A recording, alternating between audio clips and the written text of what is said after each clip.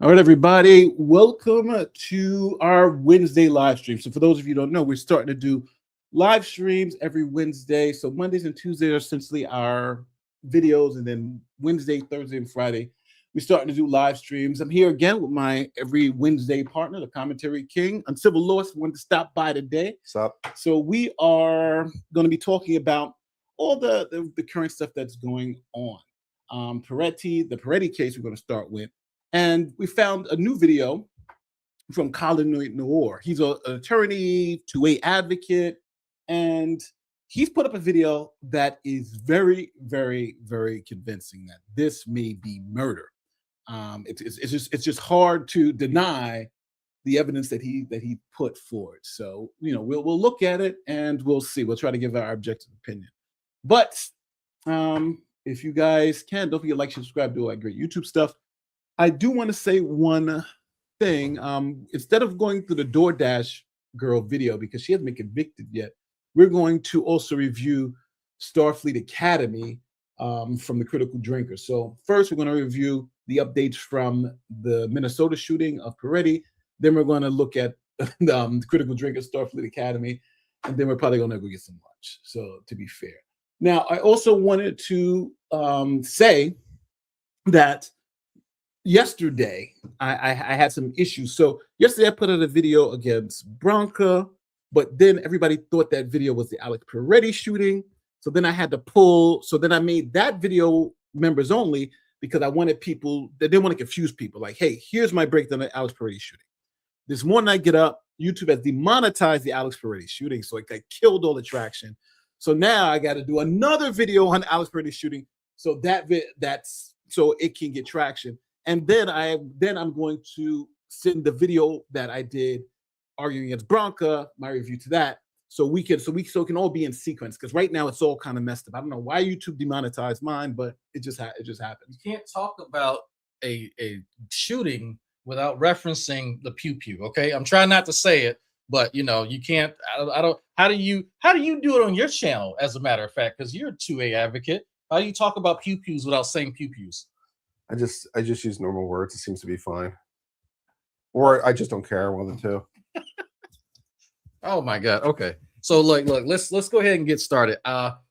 Y'all know, if y'all have seen Nate's recent debate with Bronca. You know what we should start with, because I don't think people saw the announcement that you might have made recently with Andrew concerning your brain cancer re-diagnosis and the good news. Oh yeah. So you should let's start with the good news. For that. What's the good news? Okay. So everybody understands. Obviously, most of you know, I've been I've essentially had a huge tumor in my head. Now, so they only were able to get 90% of the tumor out. So I was still struggling with like 10% of the tumor. So I had to go through multiple scans, MRIs. And then they give you the scan where they put this radioactive dye. You get the radioactive dye test. You know it's for real, baby. So the radioactive dye was supposed to, it sticks to the cancer cells or the melanoma. So it was sticking to all of that. And so before, I had it, and then they were going to do radiation treatment. So then now I was supposed to go and figure out, where exactly they were going to pinpoint the radiation treatment to. So then when I went in and got the actual scan, the scan came back totally negative. It came back zero. Like I had nothing. So they were like, this is strange, because we know you had like they said golf ball size, but that was more like tennis ball size. That was more than a golf ball. What were you going back to the OG diagnosis when you said golf ball, or was it the revised golf ball? Because it was never golf ball. Golf ball is misinformation. Fake news. Fake news. Yeah. Fake news. Fake news. So anyway, what happened is that, so after that diagnosis, so we went and they were like, so it seems to have happened is that by cutting out that part of the tumor, it created an immune response. So my immune system ate up the rest of whatever was there. And that's why now I don't have to actually go to radiation, nor do chemo, do anything. I'm essentially totally free of any of that stuff. I mean, you could still technically go get some gamma radiation. I hear that works out pretty well. Yeah, that does. But there, like there are multiple side effects that I'm still struggling with, and I see some people maybe even notice it. Obviously, I have violent mood swings, so I can be very happy at sometimes. I can be very sad. And I mean, Uncivil's been essentially my therapist walking me through the it. makeup is doing wonders, covering the black eye right now. Yeah, he's been walking me through it.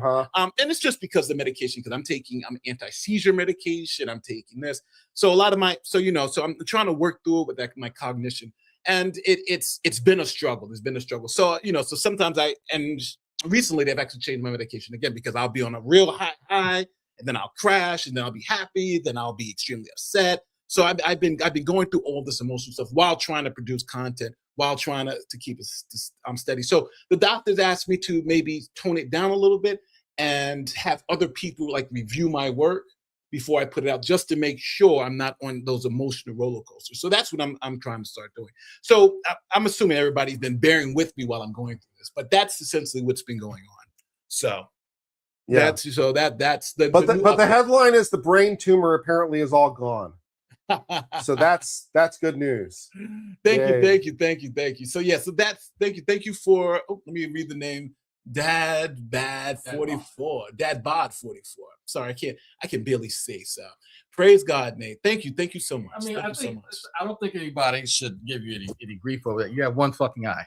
So let's I mean, let's just be honest. Over here, one fucking eye and part of your brain is missing. Although it was tumor. You know what? That gives them a little pass. Just a little bit, right? Yeah. I did. I returned, but then I did a video. It's funny because me and Uncivil were talking about it. So I did a video after just going over the debate, and Uncivil was like, "Hey, that video seemed really personal and it seemed, really aggressive," and I was like, "Yeah." And it's funny because I didn't know how aggressive it was until so it was a whole cadre. I noticed it. I noticed you usually don't go in as hard as like I would. Yeah. And I thought it was fucking hilarious. But I knew something was off. Yeah. I knew something was off. But so it was funny because I didn't even take it down because it was aggressive. I took it down because all the comments, like there were a lot of comments that were saying, "Hey, listen, I thought this was the full Peretti breakdown, so I don't really know what your position is." So I said, you know what, let me because I didn't want. Usually I have hundreds of thousands of people watch these videos. So I said, you know what, let me pull this video and just make it members only.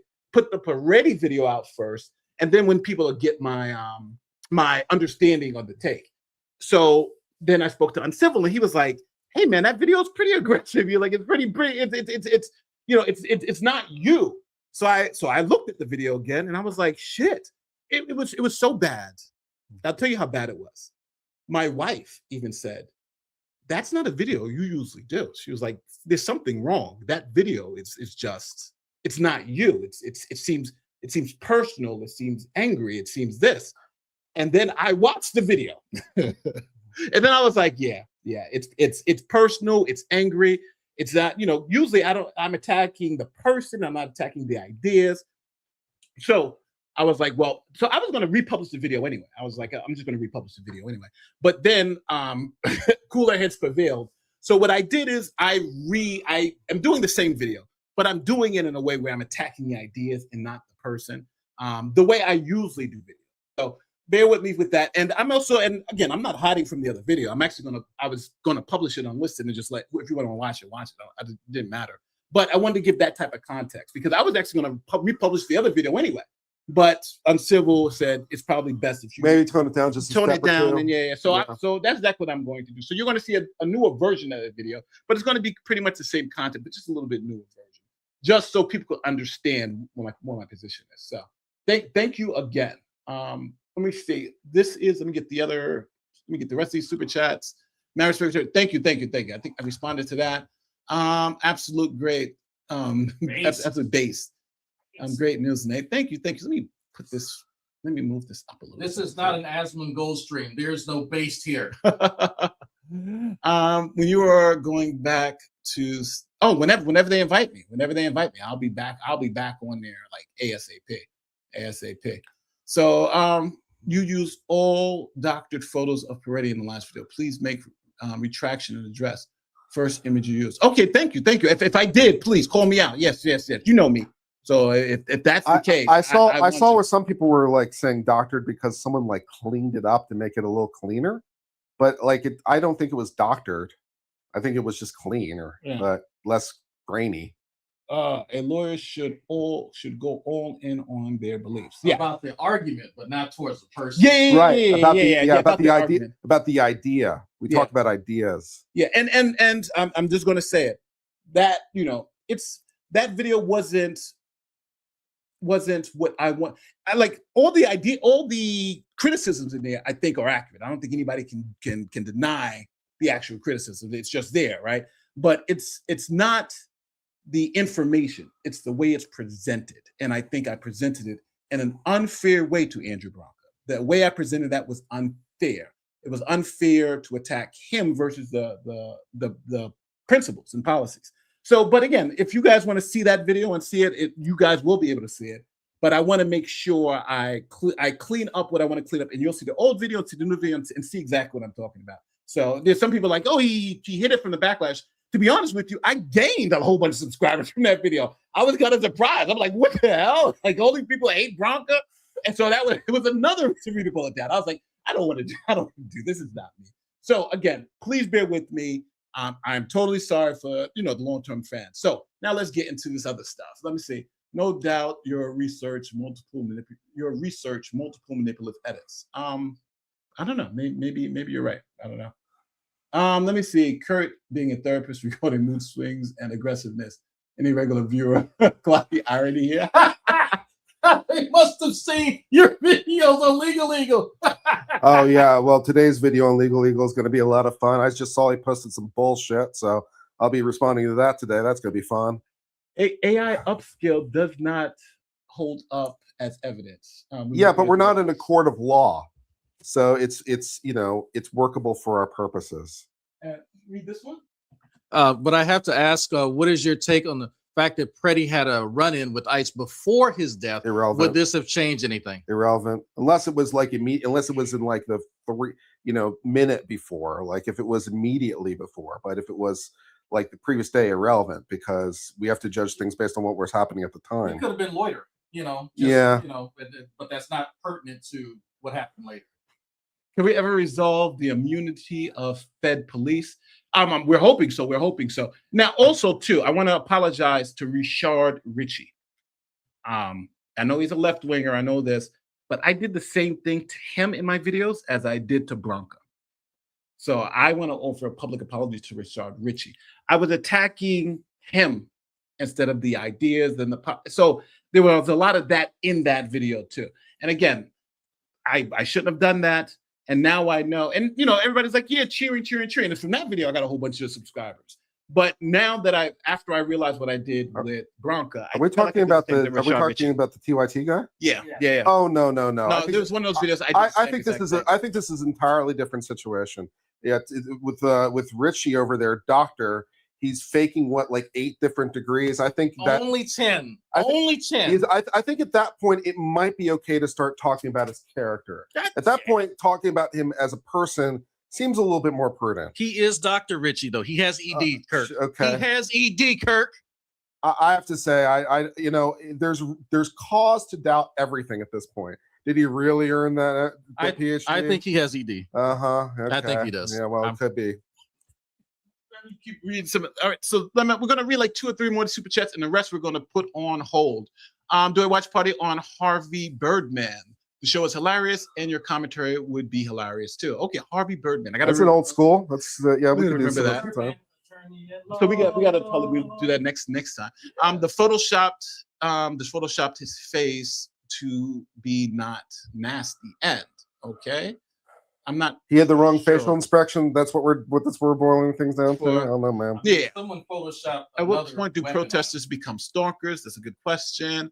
Peretti is apparently implicated in the Signal League. Sounds like conspiracy to obstruct. That could be something. But again, the use of force is totally something different. Yeah. See the problem with becoming a YouTube member. You see, like the problem with all that is like the cops can only rely on what they knew or what a reasonable person would know.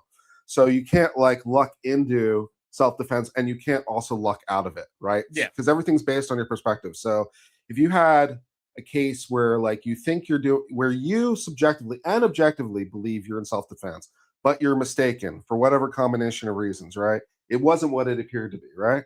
But objectively and subjectively, you could believe it. Yeah. Then you're in the clear, right? You acted based on what you know, even though it wasn't in fact a threat, right? Right. So the fact that in fact it turned out not to be a problem, you are lawful. So like for a police shooting, for example, we'll do this. Like if a person like pulled out a cell phone, right? They did it because I've seen this happen, right? They pull out a cell phone like quick draw style. And I've actually seen like a woman hold it like a gun. I've actually seen it. Okay. Now, if in that situation the police shot her, I'd be like, okay, that's a righteous shoot. It's not a gun, but she just made the movement like it was a gun. It's holding it like a gun, right? shape, same color, so right? Yeah, that's like, reasonable to say. Hey, in that situation, the fact that it only turned out to be a cell phone, the police, it's no problem. But the exact opposite is true. Like if they, if this person isn't doing anything wrong, the police shoot him, and it turns out that it's throw in your scenario of choice. It's the plotter of the whatever scenario and blah, blah, blah. But it's like in that moment, the police don't know that. So the fact that the investigation reveals all that can't inform the decision. It's not salient to the actual scenario at all, because it's like, there's no way they would have known that. Like he could, let's say hypothetically, and correct me if I'm wrong, lawyers, he could have been an agitator and were planning something nefarious, but that's not actually pertinent to the exchange that he had with that particular officer at the time. Right. Yeah, I would say, and it's funny because Graham v. Connor goes into that. You have to go with the facts the officer knew at the time the force was used. And these are facts that we don't even know if the officer was aware of. So we can't impugn it to the officer. So if it turns out Pretti was part of some signal group and was part of a conspiracy and like throw in all the things you want, like all that stuff. But to my mind, I know this will frustrate you, but I'm like, it's all irrelevant, because unless the officer could know that in the moment, like the use of force has to be based on what he knew, reasonably could observe, based on the totality of the circumstances. So unless the officer knew all those things, it disappears. So yeah, that's legal analysis. Not really. Yes. I want to read this one, and we're gonna go to the video. My uncle battled brain cancer for 20 years. He was diagnosed in the 70s. He went through every trial and every experimental surgery. In a small way, his battle helped save you. And I'm grateful it did. Thank you. Yes. Thank you. And I want to make sure I make no excuses for my content. I put it out. I looked at it. I said, this is good. And I put it out. So I make no excuses. I stand by every video I've ever put out. I stand by everything I would do. But when you make mistakes, then you have to own up to them. So I've made mistakes. And I know these guys don't think I made a mistake with Richie. I personally feel I made a mistake with Richie. Richie had it that coming. Video was too personal. I personally made a mistake with Bronca. That video was too personal. I've done takedown videos before, and I've never, like the Richie video, I'm actually almost embarrassed about that video. Really? So I was going to take it down. Especially the second one. I honestly feel a little embarrassed because I was like, wow, why did I go after him so hard? Usually it's just like, here are the facts. I'll see you guys later. Not, oh, you're such an evil man. Like, no, that's ridiculous. Richie is a habitual lying fraud. Yeah, but that's just not me. I don't do that. Everybody else can do it. I just don't do that. I've never done it, and I'm not going to start doing it. Yeah, I'm not going to start doing it. And my channel. Take your time healing. Some personality traits will take years to return, if ever. Experience tells me that. Happy to see you're trying to dial back the aggression from the members and videos. Threw me for a loop. Oh, so you even saw it too. Yeah, it was kind of crazy, but But again, this is all the struggle, and so we're trying to get better. So I have some more super chats we're going to read in a second, but let's go to the videotape because we're doing the videotape. Let me see. We pull that up. So Kurt, have you seen people comparing this scenario with the Miss Good? The what's her name? I mean, I haven't seen any explicit comparisons personally, but I mean, they're two different situations that require two different legal analysis. So I'm still of the opinion the shooting with respect to Good was a good shoot. Right. But but I know you said this one absolutely not. Well, I don't know if I said absolutely, but I said the probabilities. You said you were sure. I remember. I don't remember saying sure. I don't remember saying that. I remember saying the balance of probability suggested it was a bad shoot and one lawful. Okay. Something like that. Yeah. I did want to before we get into the shooting. So I want to just tell you guys where we're at.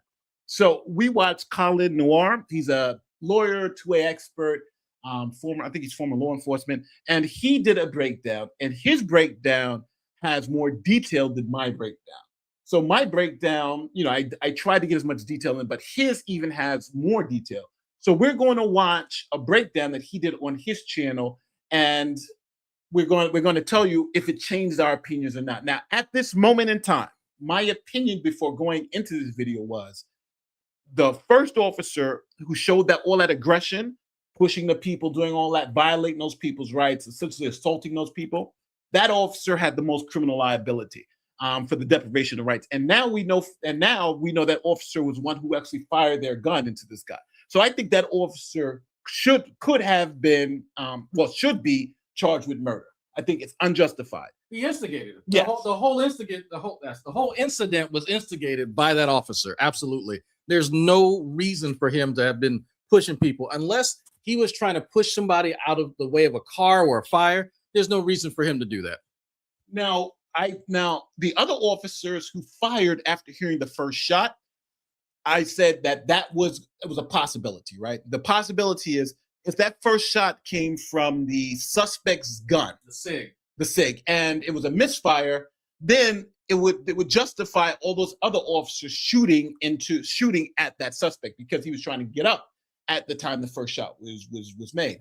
But if it was one of the officers that shot, then you'd have to do an analysis on whether that shooting or at that moment that shooting was justified in that moment. And so I was saying for all the other officers, if they shot after that first shot was a misfire, they would all be justified.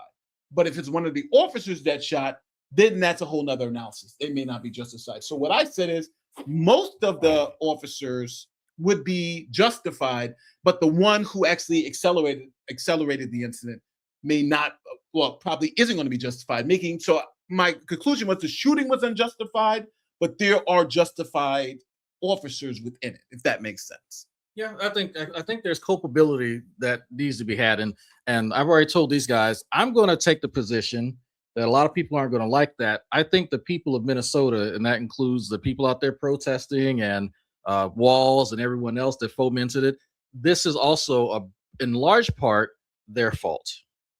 So away from Pretti, focusing on an entirely different video. Go ahead. Okay. What was your position before we started? No, my position is the balance of probabilities is a bad shoot, and I thought that was probably true even if the SIG fired first, which is where you and I depart on our analysis of Graham. But the best opinion I have is I think it's a bad shoot, and I think it's some version of homicide, is what I think. Homicide like.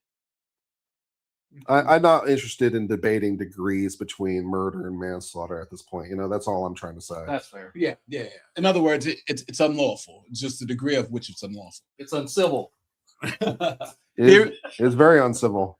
So we're going to play the video now and essentially let us know what you think. Now we'll slow things down so each moment is clear. Here is Pretti.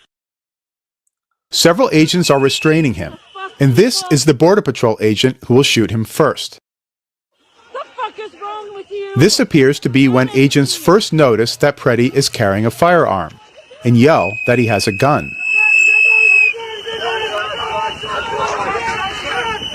Watching the same moment from a different angle, the agent who first pepper sprayed Pretti beats him several times with the spray canister. Now, I'm going to say this. The first officer that sprayed is now beating with the spray canister. That officer's kind of out of control, no?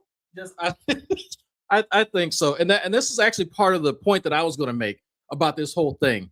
If you watch, I think, yes, that officer who had initially instigated the whole incident was absolutely not in his right mind. There's no way you get control of a civilian population that's hostile by just pushing random people.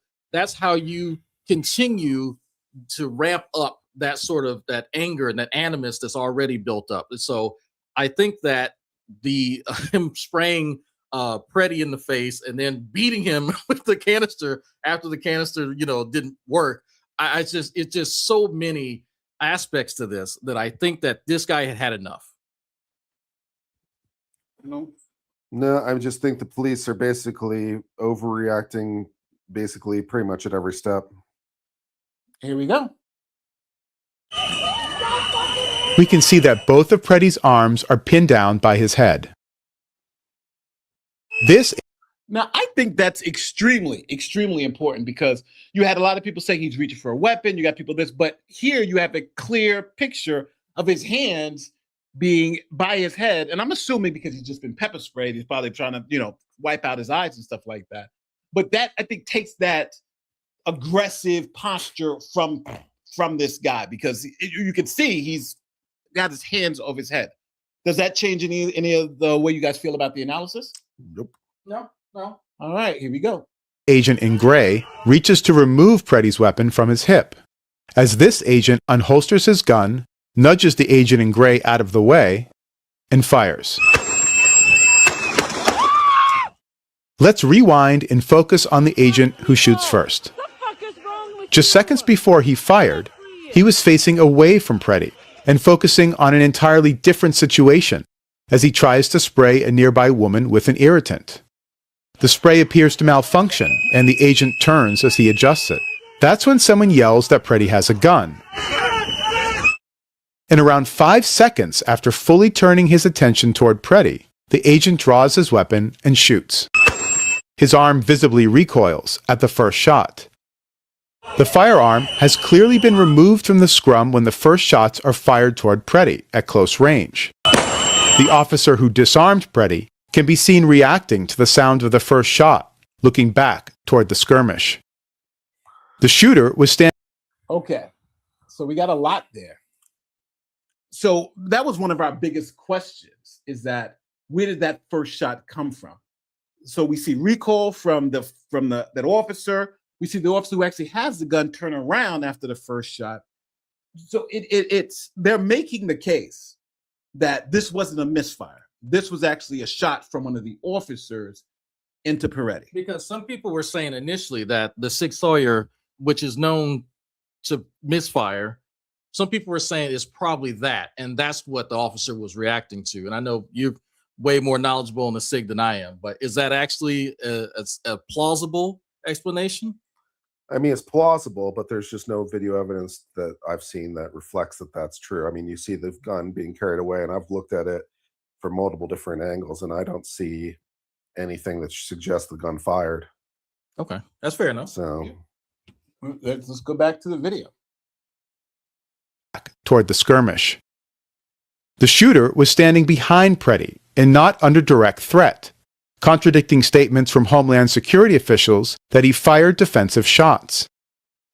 Yeah, I don't see how you get he fired defensive shots from any of these videos. Like these don't seem like defensive shots at all. I don't know how they're defining defensive shots. I think that's the one thing that I'm curious about. I would need to see their manual, the TM, whatever, as to how they describe it. But from what I've seen from this, it seems like the officer, the one that actually shot Pretti initially, he heard the call, gun, gun, gun. The gentleman behind him, his colleague, who cleared the weapon from the holster, ran it across Pretti's back, and you can actually see in some angles that his shirt pulls up. I don't think the officer that shot him actually saw his partner clear the weapon. I think he heard that there's a weapon, and he saw Pretti trying to get ground and get himself to a position where he could defend himself, and then thought that Pretti was going for his gun. I don't buy it. I mean, maybe, but like he has to believe that there's a threat in front of him. You know, the call of gun, gun, gun doesn't mean shoot, shoot, shoot. Doesn't mean that. But yeah, it does. But it does heighten the situation. If you have somebody that is combative and they say, "Hey, this guy has a gun," immediately, what goes off in my head, at least, this guy needs to be subdued, and he is now lethal. Yeah. So I think there's a happy middle place in between the two. I think the happy middle place is just because you yell gun, gun, gun doesn't mean you're authorized to use force. You would be heightened maybe to react, but you still have to say what was reasonable. If you reach for the gun, if you are doing something where someone can believe that they're there's an imminent threat of death or serious physical injury, then you can make that argument. But I think yelling gun, gun, gun, it gets you part of the way there, but I don't think it'll get you across the finish line. You need more. Well, we don't know what the officer saw because there's no evidence, there's no information available. So if this ever came to trial, and let's assume that the officer believe he saw something, right? Presumably the officer has to testify because he's the only one that can possibly testify to his own mental state. So he'd have to testify to say what he think he saw or not. And then other people would testify as to what they did. Right. I removed the gun, I did this. And then, a jury would have to sort out the facts as they do. And, I've said this multiple times and I'll say it again, like the facts could be other than what we see, right? Absolutely. It's like I've never tried to say like it's proof beyond a reasonable doubt. Because we can't see through his eyes. Like, it's like I think there's enough for probable cause. I think there's enough for a charging decision. I think there's enough to move forward to the next step of the analysis and press this further. If this ultimately went to trial, could the state disprove what they need to disprove beyond a reasonable doubt? I don't know, but it looks like there's sufficient cause to press this forward. I think an investigation at the very minimum. Absolutely. This is a shooting that needs to happen. The way that I would defend the officer would be that if you, from the back angle, I don't know if we have it in this video, but the officer who initially shot Pretti with the first shot, he doesn't even react when his colleague wrests the gun from his holster. I would imagine that if someone's saying gun, gun, gun, and you see the gun being moved, your eyes would track it. And at no point does the officer who actually shot Pretti even remotely look like he sees the weapon being moved at all. But then it also begs the question then, why shoot? If you, number one, you're shooting in the back too. So he would have to in some way explain that he believed Pretti was a threat to maybe one of the officers in front of him, or because he can't say that he's a threat to him, right? Because Pretti is facing he's facing down the other way. So it's going to be how it's explained. But let's continue with the video.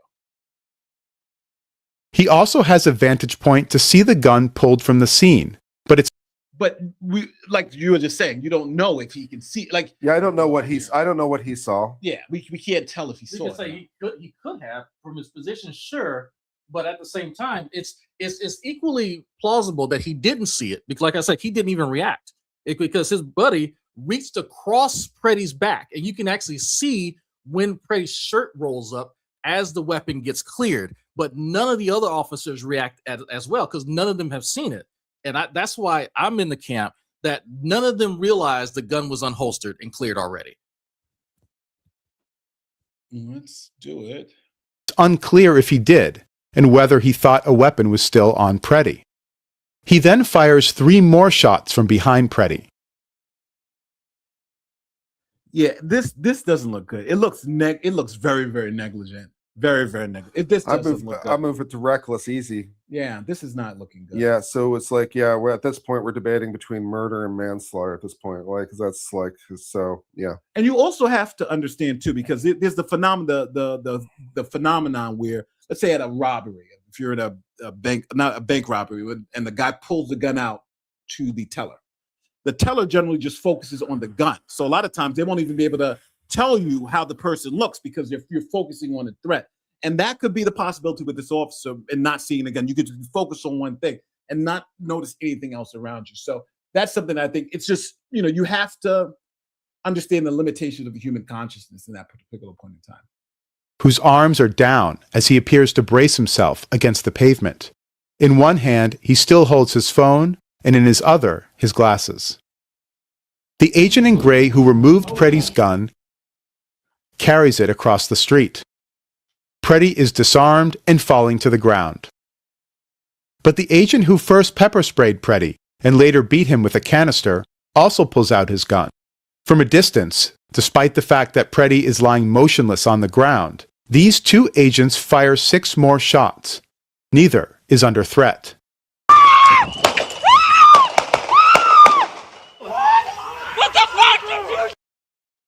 All right. So the officer who instigated all this, who sprayed the pepper spray and all that, Pretty's already shot 4 times. There's the pause, because we have a pause. They move back. He's laying down, face down on the floor. and the officer who initiated pulls out their gun and shoots him, and the other officer, the initial officer, also shoots him. I don't see how you don't get murder from this. So it's funny because this is the scenario that people were talking about when it came to Miss Good. Oh, there was a pause. There was a pause in between one of the three shots. No, this was a clear pause. There's several seconds that goes by from this man being on the ground, being shot, bleeding out, and then boom, boom, boom, boom, boom, boom, boom, boom. I agree that those subsequent shots were absolutely unnecessary. Should they have had their weapons trained on him? Absolutely. You'd make sure he's down. But firing into him? No, I don't think so. I'm kind of just sitting where I sat before. I'm mostly focused on the first shot. I don't think it's justified. And so that's kind of enough for me to press this forward. So do you believe that both the officers that shot that second volley after the pause, do you think that could rise to criminal charges? For the second officer, it's a little bit more challenging because he's responding to the first officer shooting. And so he might be able to rely on that because we have to judge it from his frame and his mental state. Mm-hmm. So well, I disagree. From a reasonable officer. Well, both. Yes. Yeah. We have to judge it both from his own subjective mental state and from the reasonable officer's point of view. And him seeing his other officers shoot provides another basis for him to think that there's a threat. A reasonable threat, yeah. So I think his liability is possible, but less obvious. All right. The first officer that shot, do you think he's gone? I think the balance of probabilities favors a homicide. Yeah. Yes. And I'm assuming that's what you think too. Yeah. So I think, and people are going to hate me for this, because of what these federal agents have been going through. Because keep in mind, they have been stalked, harassed, doxxed every day, has stuff thrown at them. And then to make matters worse, and I think people overlook this, the population there has been trying to keep them awake by finding their residence, whether the Hilton or wherever else they're staying, and they sit outside and try to keep them up. Now, here's the thing: if you're on a mission, right, you need at least 4 hours of consecutive hours of sleep in order to be barely functional. And if these officers aren't getting that because the population they're animated to the point that they want to just try anything they can to disrupt whatever's going on, that sets in motion these type of events. Because this officer, if I'm defending him, I'm going to say, look, the people who are out there are the ones keeping him awake at night. He's not in his right mind to function because of their actions. So that plays a role. I hate that entire line of argument. I have to be honest. I find that line of argument repugnant. It's if you're a law enforcement officer and you have a gun is a deadly weapon, and everyone, whether it's civilian or not, when you have a gun, that carries a lot of responsibility. You have a right to use it in self-defense. But I was groggy and they were keeping me stressed and there was whistles and all the rest of it. It's like, I'm not buying any of that, man. It's like, no, you have to believe that subjectively and objectively that there's a deadly threat that requires an imminent use of force. That's the analysis, not there's been some whistles and I wasn't able to get good sleep at my Marriott last night. That's not none of those things, man. Okay, what do the people have to say? What do they think? Well, let me see, because I don't have the other life. Let me take you. These super chats starting to pile up. If you're really tired, maybe take a sick day or something. I don't know. Maybe you shouldn't be carrying a gun that day. It says, Nick, please stop apologizing. You just went through something really serious, and anybody who doesn't understand, compound stand end of. Yeah, well, I'm actually not apologizing. Well, I am apologizing, but I'm just giving people context of what I've been personally going through, because I'm trying to get back on the horse and, going through. And again, it was brain surgery. Like Kurt keeps telling me and my wife keeps telling me, you need to stop it, understand, you got to relax. So it's true. So, and I'm getting through it. But I don't want anybody to feel sorry for me or sorry for what I'm doing, because, the community here has given me a great life and given me a great platform and have allowed me to be honest with you guys. Like, I can say, I think this shooting is good. I lose maybe 100 subs either way, but the community stays because they know I'm giving you my honest opinion, no matter what the backlash is going to be.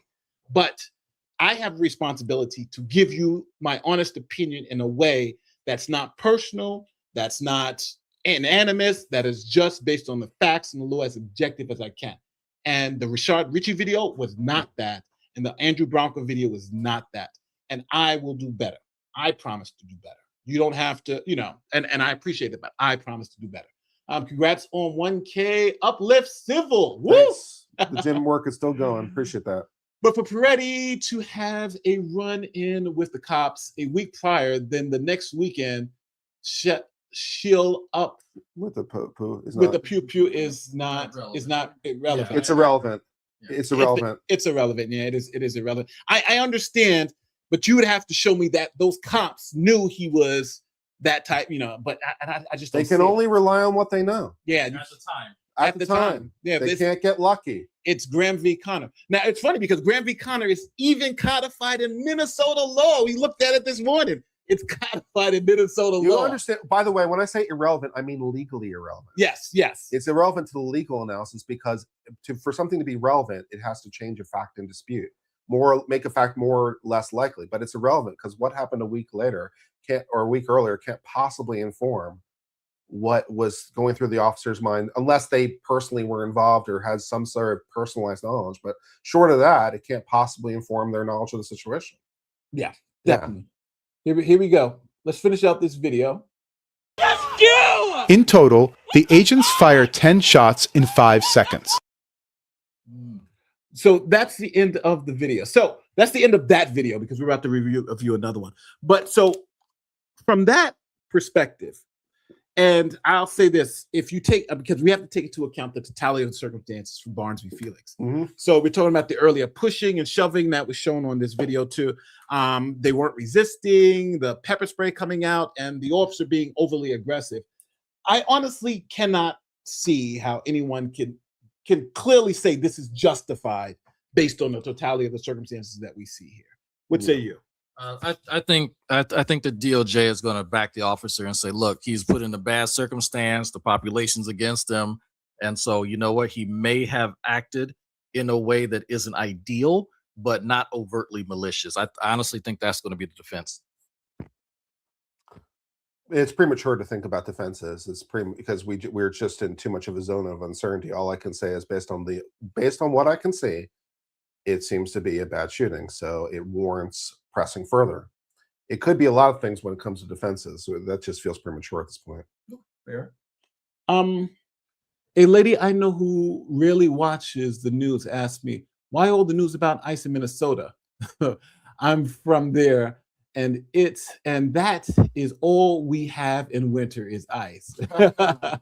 Reporting something I don't know.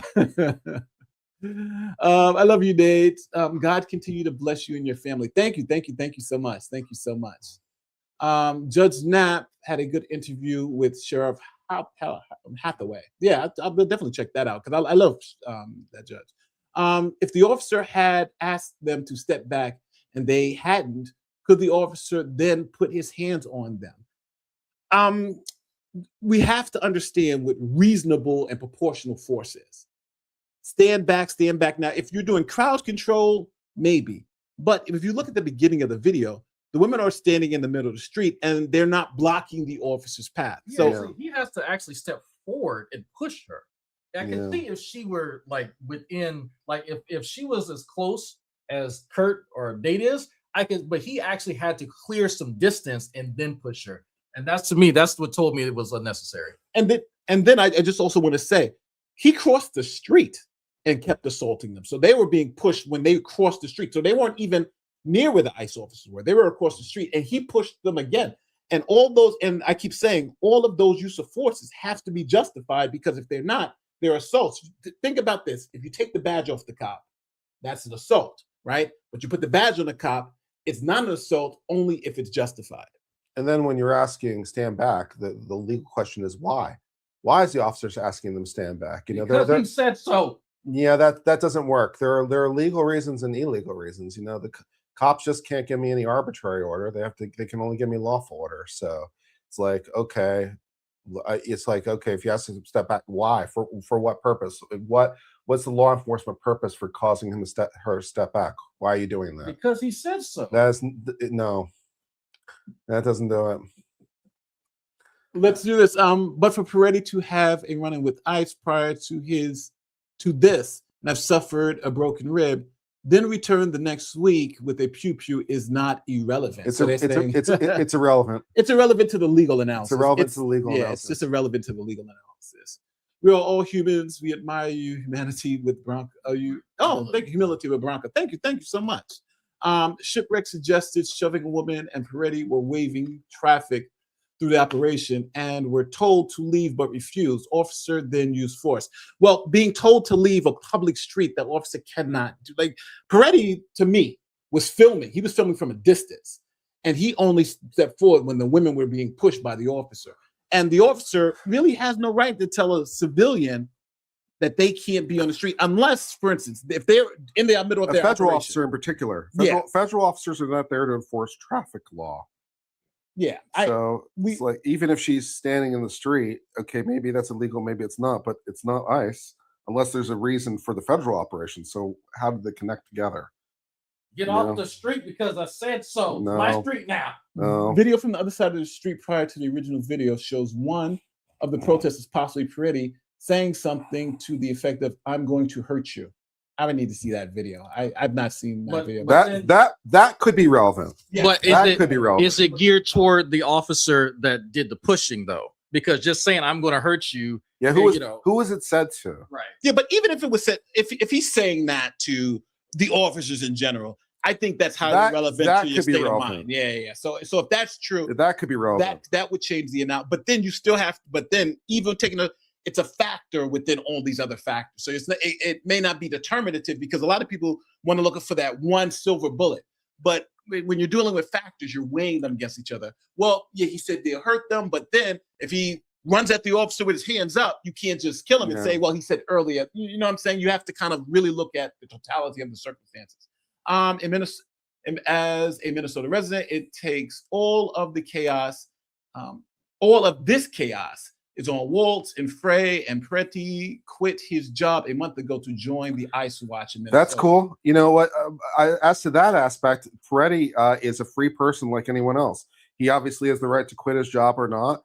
If he wants to engage in lawful speech, even if I'm pro-ICE, I'm pro-deportation. If he wants to join a group to watch ICE and report on their movements, that's freedom of speech. The agitators are two women and Prietti. They were breaking federal law, aiding and abetting federal illegal. That is not at all obvious. Yeah, that's not true, but I don't know if that's true. And even if it was true, it still wouldn't justify the use of force. Yeah, because you can't shoot someone merely because they're breaking federal law. Yeah, that doesn't work either. If you break a minor law, because I think even if you break a misdemeanor, there was a book written by a law professor called 3 Felonies a Day, in which he argues the average American commits 3 felonies a day, because when you add up all the regulations on all the different statutes, on all the different levels, federal, state, local, county, and everything else, and how broad they can be written. Yeah, it's like, so I might have committed a felony today. If you put your thinking at hard enough, I don't think I should be shot either. Draconian. Yeah. Do we know the details of the Snowbank Park from the pink coat lady video? Yet to know if the woman was being detained at the time of the shove. From my view, she was not being detained at all. She had been shoved to the floor. And I don't even think they were arrested. So if you're trying to get control of somebody, right, you're not going to push them away from you, right? Because just like with what's her name? Good. They told her, hey, stop, get out, come to me. They're trying to push the person away that you're trying to grab is counterintuitive. So that if somebody would have to have some video where it's like, hey, she was being detained, but even so, the officer's being an asshole. Just pushed her. Can you read this for me? You pretend no previous interaction for 3-4 minutes before an order lawful orders get out of the street. I haven't ignored it. I just haven't seen it. I don't know what the nature of those interactions are. So 3-4 minutes before could be contemporaneous enough to be relevant. So it could influence the analysis. I feel embarrassed for you. Go watch the full video of the first interaction arrest of the other protester. We have. I mean, we've watched. I don't, it could be informative, but 3 to 4 minutes is a long time in a shooting. That's a long time to trace back. So, what are the nature of those interactions? How does it influence what happened later? You have to wonder it. So yeah, I haven't ignored it. I haven't seen it, but how relevant it's going to be is going to be probably tangential, unless he said something to the cops like, "I am going to murder you," or he flags him with his weapon or something. Gun or something. And something like that would give them that heightened alert response. Then maybe, but then even if this is true, why then push them? Why then one? Remember, there's one cop pushed them on bias. Why then pull out the pepper spray? If this is true, then it's even the DOJ policy says force is only to be used as kind of a last resort. It's not supposed to be the first thing you come to. The first thing you're not supposed to be doing is pushing people. So I understand the need to kind of make these agitators look like they've done some criminal effect, but that doesn't mean you should. And they might have done criminal things. But it's like it's like when you get to the moment of shooting, you need the justification for lethal force. Yes. We're going to pull down a couple more of these, put on the 5 videos, and we're going to go to the next video. Watch the CBS News video of the many minutes before alleged assault, where the women and Pretti were repeatedly removed by ICE from the street. So matter of fact, I'll look for that while we watch the other video. You've all watched this 100 times and still aren't sure about what happened. That's why we watched this one, because it has more detail. But the officers should have known. I'm not sure what happened because the video. I'm not sure what happened because the video doesn't necessarily reveal enough for me to dispose of the case. And let's not forget though, there is body cam video. All the officers there were wearing body cams. Yeah. So if they release those body cams, they will know for sure what happened. So I don't know why they haven't released it yet. Yeah, sometimes in a video, it's pretty freaking clear, and you can kind of move to the end of the page. But it's like, yeah, in this situation, I can't quite move to the end of the page.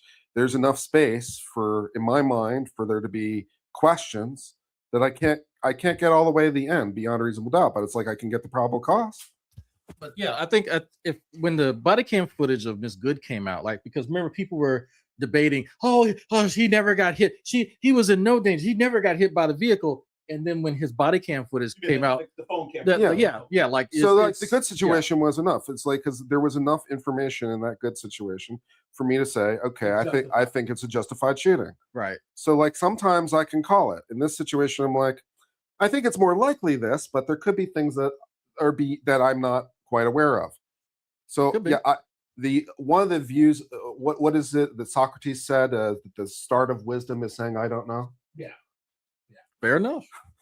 It says, Nick, could the officer say that he heard gun, gun, gun, which I would believe it says, saw someone grabbing the gun and thought Pretti's hands were drawing the gun from his hand. Well, I'll even be even more charitable than this. Just because if someone says gun, gun, gun and pulls one gun off you, that doesn't mean you're disarmed, right? An officer now, because generally I've seen it in my career, where if someone does have one weapon, sometimes they'll have a knife or some other weapon, and they could even have a secondary gun. So just because you removed one gun doesn't, I think, lessen the height. But then I still think you have to understand that you still have to be able to articulate that you're facing a serious threat to your safety.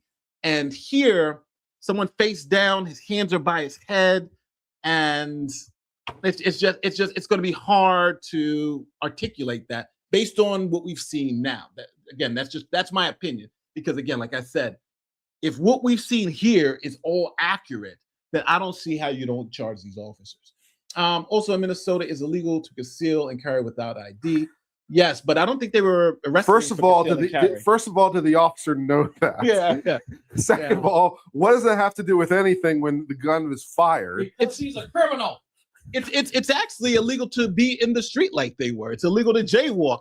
Right. If all that stuff that they were doing was technically unlawful, but that doesn't rise to the effect of I find the he didn't have an ID argument particularly hilarious. I find that just really funny, because the right wing people, some of them are looking to the finer points of concealed carry. It's where he wasn't really doing this exactly right, exactly so. And I'm like, really, you're making this argument? It's give me a break. Just a little ironic. Give me a break, guys. Come on. Another point of such inconsistencies is a standard operating procedure that discerns gun threat. What say you? Oh, yeah, I think that's the point that I was trying to make, is that he knew that there was a weapon on his persons at some point because his colleague called it out, right? And just like Nate said, hey, there could have been other weapons there. Now, for the first shot, second, okay, yeah, but the like the 6 shots after the big pause, yeah, no, I don't think so. No. Ice Pistola, all right, or Postal, from psychological warfare. It's possible. I think that played a big role. I think absolutely. I mean, I know when I was in the army doing stuff, like, it's not having a lot of sleep and me having a weapon is a bad idea. But there was a reason I was a medic. So like that, it does, having a lack of sleep and being irritated absolutely affects your performance. Nate, love you. Joe, Kurt, and Bronca, you're both snarky in the beginning. Yeah, I really enjoyed the conversation at the end. So glad to hear. And even from that conversation, you can kind of see, because Kurt actually called me during that, but I don't know if you can see the transition. Like, I was very amped up at the beginning, then I was very mellow at the end. And it was funny because my wife even noticed. She was like, yeah, you can tell. But it is what it is. I actually enjoyed the conversation at the end. So I believe he's actively resisting arrest. And they found a gun on him while he was resisting arrest. Good job, ICE. Well, we can FAFO. Yeah, we can all disagree. What's the legal process if Piette went to that location and took his gun because he knew it would cause an incident? If we can find proof beyond a reasonable doubt, what is the legal view for the officers? Very, very, very marginal. Because the officers would have to know. Yeah, it's very, very marginal because it potentially inform Peretti's subjective intent, but that only really gets you so far because the officers, when you're thinking about the objective and subjective, you're thinking, what did the officer know subjectively in his own head? And what would a reasonable officer in that position know in his own head? With all available evidence. Yeah. So like Peretti's internal mental state is marginal. So even if you could find proof that he, intended to do whatever, it's of marginal relevance. But I think to me that's kind of a slippery slope, because then any police officer could arrest you for something and then go later and say, oh yeah, by the way, this guy, had some weed in his car, so he was also intent alone isn't illegal. You need intent and action. Yeah, some type of conspiracy or something. Yeah. Because of the elevated responsibility as a pilot, if I am too fatigued to function, I'm obligated to call in fatigue and not show up for duty. I will tell you right now. Or truck driver, right? I was really tired. Yeah, I was really tired doing all these long haul routes. I agree with you guys. That's not going to really work very much, guys. I absolutely agree with you guys, except the Department of Defense does not care. Excuse me, Department of War does not care. You will operate under suboptimal conditions. They do not care. I'll tell you that from personal experience. They don't care. I do. I appreciate this. We're all debating this in a prison camp. The liberals won. We're all debating whether this is murder or not. The liberals accomplished what they set out to. ICE is being pulled and backing down. Yeah, they won, but I think ICE has not helped their situation. They've helped the ball along. Devil's advocate question: we see officers often ask people to back up and even push them while they conduct an investigation. It's all context dependent. What changes this into assault, in your opinion? Well, it doesn't hurt that in those situations you're talking about state level authority, where they have authority to generally police issues such as crowd control generally, traffic generally, right? Federal law enforcement is much narrower in its scope. So that's not what the federal law enforcement officer does. So if a state level officer tells you to back up, there's a whole lot more situations in which that's a lawful order because the scope of their authority is broader in a practical sense. There would have to have been an active operation happening. Like in order for that to be justified, hey, we're trying to subdue this guy. He's dangerous. You guys pushing in presents a danger to the public. So yes, we're trying to push you back for your own safety. That's a scenario that could be justifiable, but in this, I don't think there was any active operation. So it's just like you guys just being asked. There's a crime scene. Someone's been shot, so the police, want to block off an area, of 100 feet in every direction so they can survey the scene. That's perfectly legitimate. There's a lot, but it's all context dependent. What are we trying to do? For what purpose? And so forth and so on. Yeah. Law's fun. Problem is that is that to be tormented and starved for this long, again, it's the government, so will make the most devoted on the edge. No way we can take all those factors into account. But the law demands that if you're on that job and you're doing that particular work, it must be reasonable. So even though you're right, all of these things complain, they're going to say, well, what would the reasonable officer standing in that place do? And they're not going to say they were tormented. It's our government. We have every right to observe what they're doing. Gun plus further movement plus black object in hand and at waistband level, which you seem to ignore, seems justified enough to me. I think that's sort of the point that I was trying to make, is that I would understand from the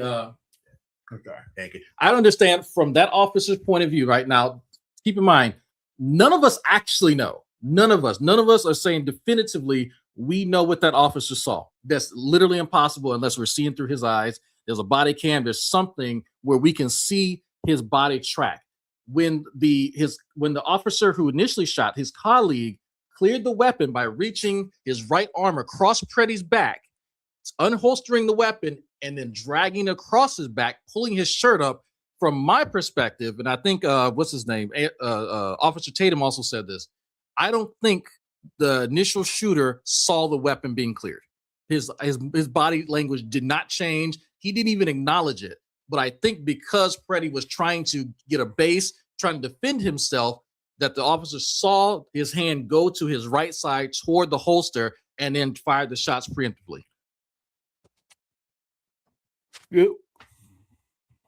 Let me take this down and put this here. All right. So yeah, so I think gun, further moon black. I do think that I do think you have an argument, but I think based on what we see, it's again, like I think Uncivil keeps saying, it's not as clean cut as either side is trying to make it up to be. Always appreciate unbiasedly. These issues are always nuanced and complex. Critical thinking requires proper perspective. Yeah. Amen to that. But that's why we don't just sit here and agree with one another. You know, that's why there's a variety of different takes on some of this stuff and hopefully that's why y'all come to the channel. Let me see something. I'm not ignoring the argument, by the way. Everything you say could be true, but it would depend what that officer see. Like you say, there's a furtive movement. Did the officer see that? What is the perspective of the officer? Right. So there's information we don't have here. And like you could be right. These factors could be true. And whether or not a jury believed them, like the officer could testify that he did or didn't see it, the jury would choose whether to believe or not. It's a question of fact. So it's like all I'm trying to say is, on balance, I think that this warrants moving forward. Yeah, it could be right in the end. It's possible. Be investigated. It should be. Yeah. Any shootings should be investigated. If anything, to clear the officers. Want to see what happened to all the super chats? We lost them. Graham purely proved to objective. Let me see. Graham applies purely to objective, reasonable tests. As Kurt noted, criminal liability is different. It requires both subjective and objective analysis, including the officer's mens rea. The problem with this is that hold on, where are the comments go? Did you lose your comments? Show comments on stage. No, that's not what you want. Nate pressed a button and lost all the super chats. Sorry. Let me see. Yes. Nate screwed up. Yes. It's the brain tumor. It's the default excuse for everything. Yeah, it is. I get the default excuse. I don't know what the hell happened to them. They were here, but then they're all gone now. Wow. Nate clicked something.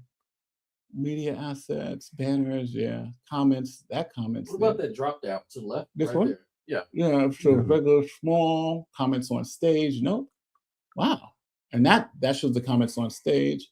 Yeah, all of these are. What'd you do, Nate? I think so again, people, I'm gonna try to find the super chats. But if unfortunately I don't know if I can find them. So I'll let you guys. Nate doesn't love you. Yeah, I'll let you guys talk it out. So we'll move on to Starfleet Academy and look at that. Yes. Because so this is the critical drinker. Yeah, this is the critical drinkers breakdown of Starfleet Academy. We're gonna move to that until I can fix this. Please don't super chat anymore until I can find them or find a way to put them up.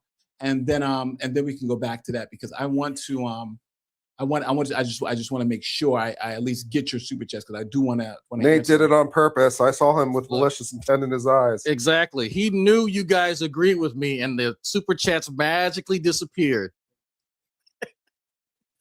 So just tell me when you guys want me to stop this from running while I try to fix this in the back.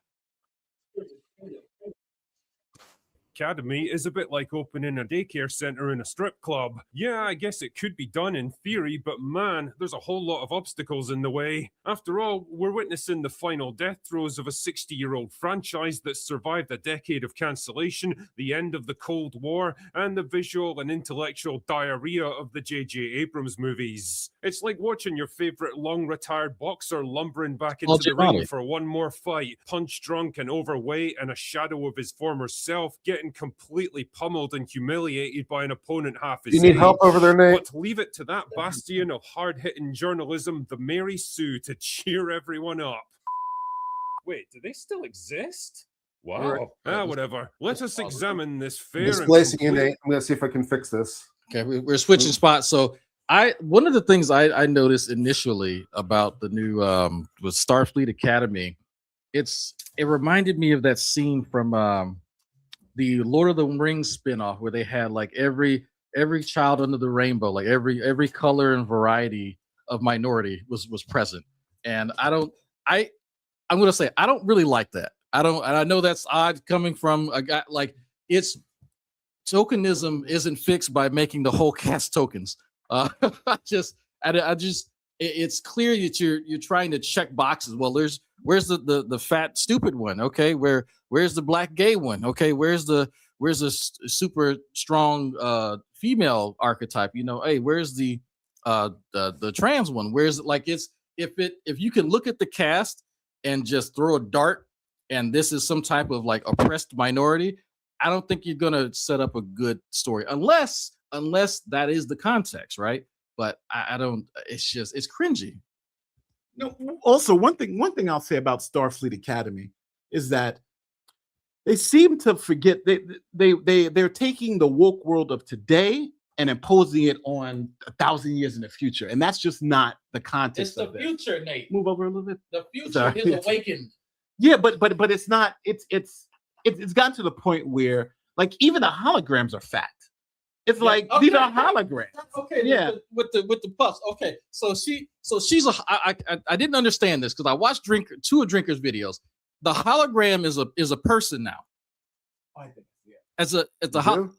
How is if it's all right. If the hologram is physical, is it still a hologram? How does this work? I need to watch it. Honestly, I need to sit down. Well, the hologram must have been designed fat. I mean, that's the only possible. I mean, but it ate part of its badge or something like that. I have so many questions. I'm so confused about if a hologram is a cast member here, okay, can hologram Tupac still be shot? That's what I want to know. See, I'm asking the real questions. Kurt didn't even know what to say. Yeah, so say something about Tupac. Yes, Okay. hologram Tupac, the one that performed on stage. I'm going to continue to play this. Let's go. The unbiased article. Sorry, I dumped out of the conversation. Shall we? Those dude bros mad at Starfleet Academy aren't actual Star Trek fans. You sure about that? You sure about that? You see, dear viewer, Starfleet Academy isn't actually an insult to Star Trek, storytelling, cinematography, character development, or even basic human dignity, and that's why the internet's been dogging on it since its release, in much the same way that Disney Star Wars is just as good as anything George Lucas ever managed to produce. Oh no, it's actually a small minority of toxic dude bros like myself and Gary who just can't accept the greatness of this show. Time and time again, we're confronted with fans of something who continue to miss the lessons within the media they're consuming. We've seen it with Star Wars, our superhero stories, and it's become an increasing problem with Star Trek fans. Oh dear, it's such a drag being media literate, isn't it? Now more recently, men like the Critical Drinker and Nerdrotic, known for hating anything that seems to be left-leaning, have been dogging on Paramount Plus's slate of Star Trek shows. The issue with these right-wing figureheads talking... I think this is probably one of the lamest excuses ever.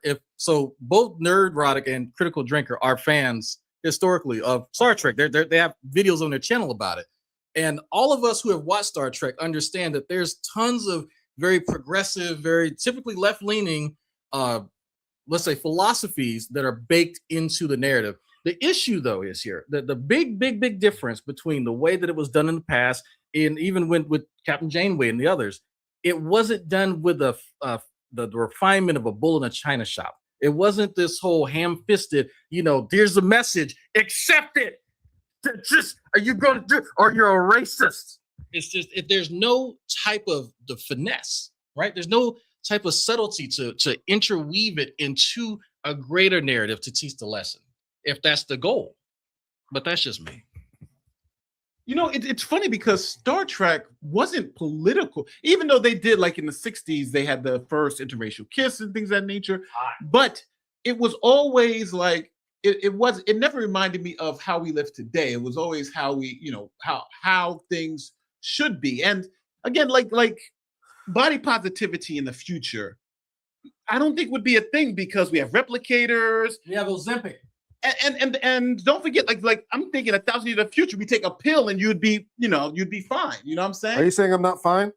No, I'm saying I'm not fine. I'm saying, you know what I'm saying? I'm saying the future to me seems to it should be a reflection of how we are now. It should be a reflection of how we should be. Because I think Gene Roddenberry said that Star Trek was essentially his version of heaven, of a utopia, right? The thing about Star Trek was like all the races were equal. Like race was not a thing. Like no one cared. Like everyone was treated as an equal. Everyone was treated the same. Unless you were a Klingon. Yeah, yes, unless you were a Klingon. And meritocracy was a thing. Like everyone got to their position because of merit. Everyone was really good at their job. They weren't hired because they were black. They were hired because they were good. I'm still trying to figure out what was the character's name for Whoopi Goldberg? Guinan. What's going on with her and Q? I still never understood. Like, there's some weird power struggle between them. Well, they leave a lot of details about Guinan's species somewhat ambiguous. Okay, that's fair. But she's a very long-living species, and so she has some sort of power because Q is afraid of her to some degree. Yeah, and she has some sort of power. It's a little ambiguous. Okay, that's yeah. I think these are the type of questions I would love to debate and discuss, and not how does the fat hologram eat things or something. All right, so I assumed I got all the super chats back, so I'm gonna continue to play Critical Drink and let them react to it while I just finish off this whole super chat and craziness. About Trek is that they miss one important detail about Star Trek. It was never for them. Oh, really? Then pray tell, who exactly was it for? Because I've spent most of my life watching and enjoying Star Trek, progressive messaging and all. I grew up with it, in fact, and I've spent dozens, if not hundreds of hours online talking about my love for the movies, The Next Generation, the original series. Shit, man, I'm one of those crazy people who even enjoyed Voyager, the first Star Trek show led by a female captain, no less. But since men like these ex-personalities think they're the authority on all things nerdy, the reality is they just speak loudly and incorrectly about these franchises. Look, you can use your money to buy every Star Trek toy out there. Doesn't mean you understand what this series is saying to you. And now with the new series Star Trek Starfleet Academy, we've seen must be only one interpretation of the media. Yeah, this is a famous issue in art, right? In art, of course, there's only one valid interpretation. Right? This is commonly accepted by all art critics everywhere. There's only one valid interpretation of the art, and if you have a different interpretation, you're wrong. That's how our interpretation works. Racist and all the stuff. Don't look. Homophobic. All right. Okay. All right. Transphobic. Fat phobic. Tall phobic. Pretty phobic. Phobic. Confidence phobic. Got to do with Star Trek. Sitting properly in chairs phobic. Really? Yes. Well, it seems like we're not the only ones who lack understanding, Mary Sue writer. See, we don't claim to be the final authority on anything. We're just people with opinions. We put those opinions out there on the internet, and we invite others to engage with them however they see fit. If those opinions are well thought out, capably argued, and backed up with knowledge and experience, then well, people tend to listen to them. The problem for you seems to be that more people agree with our opinions on Starfleet Academy than yours. Sucks to be you, I guess. But that being the case, maybe it's time you asked yourselves, Why? In the great marketplace of ideas that is the internet, why are people rushing to consume ours while yours gather dust in a bargain bin? Is it perhaps because you're not being entirely honest about this show's merits and you're trying to dismiss any and all criticism of it with the tired old argument of, this was never made for you? The reality is that Star Trek was made for everyone, no matter their background or political persuasion. It was the very definition of inclusive because it presented its audience with ideas that they were invited to consider. I never understood, because I've heard that with I think it was Doctor Who, where it said, well, it wasn't made for you. Well, where is the fat, gay, black, female, whatever, unicorn, helicopter identifying thing? So where does that exist in such an abundance that it's going to carry an entire franchise that historically hasn't been on whatever that specific demographic is? Yeah, I genuinely don't understand that. I mean, I'll agree that Star Trek Academy was not made for me, and apparently anyone else, as far as I can tell. I don't know. Maybe somebody can help me with this. Guys, so I've been having issues. So I'm going to have. It's the tumor. No, it's just the tumor. I've had other issues. I'm going to get a sign. It says it's the tumor. No, it's not the tumor.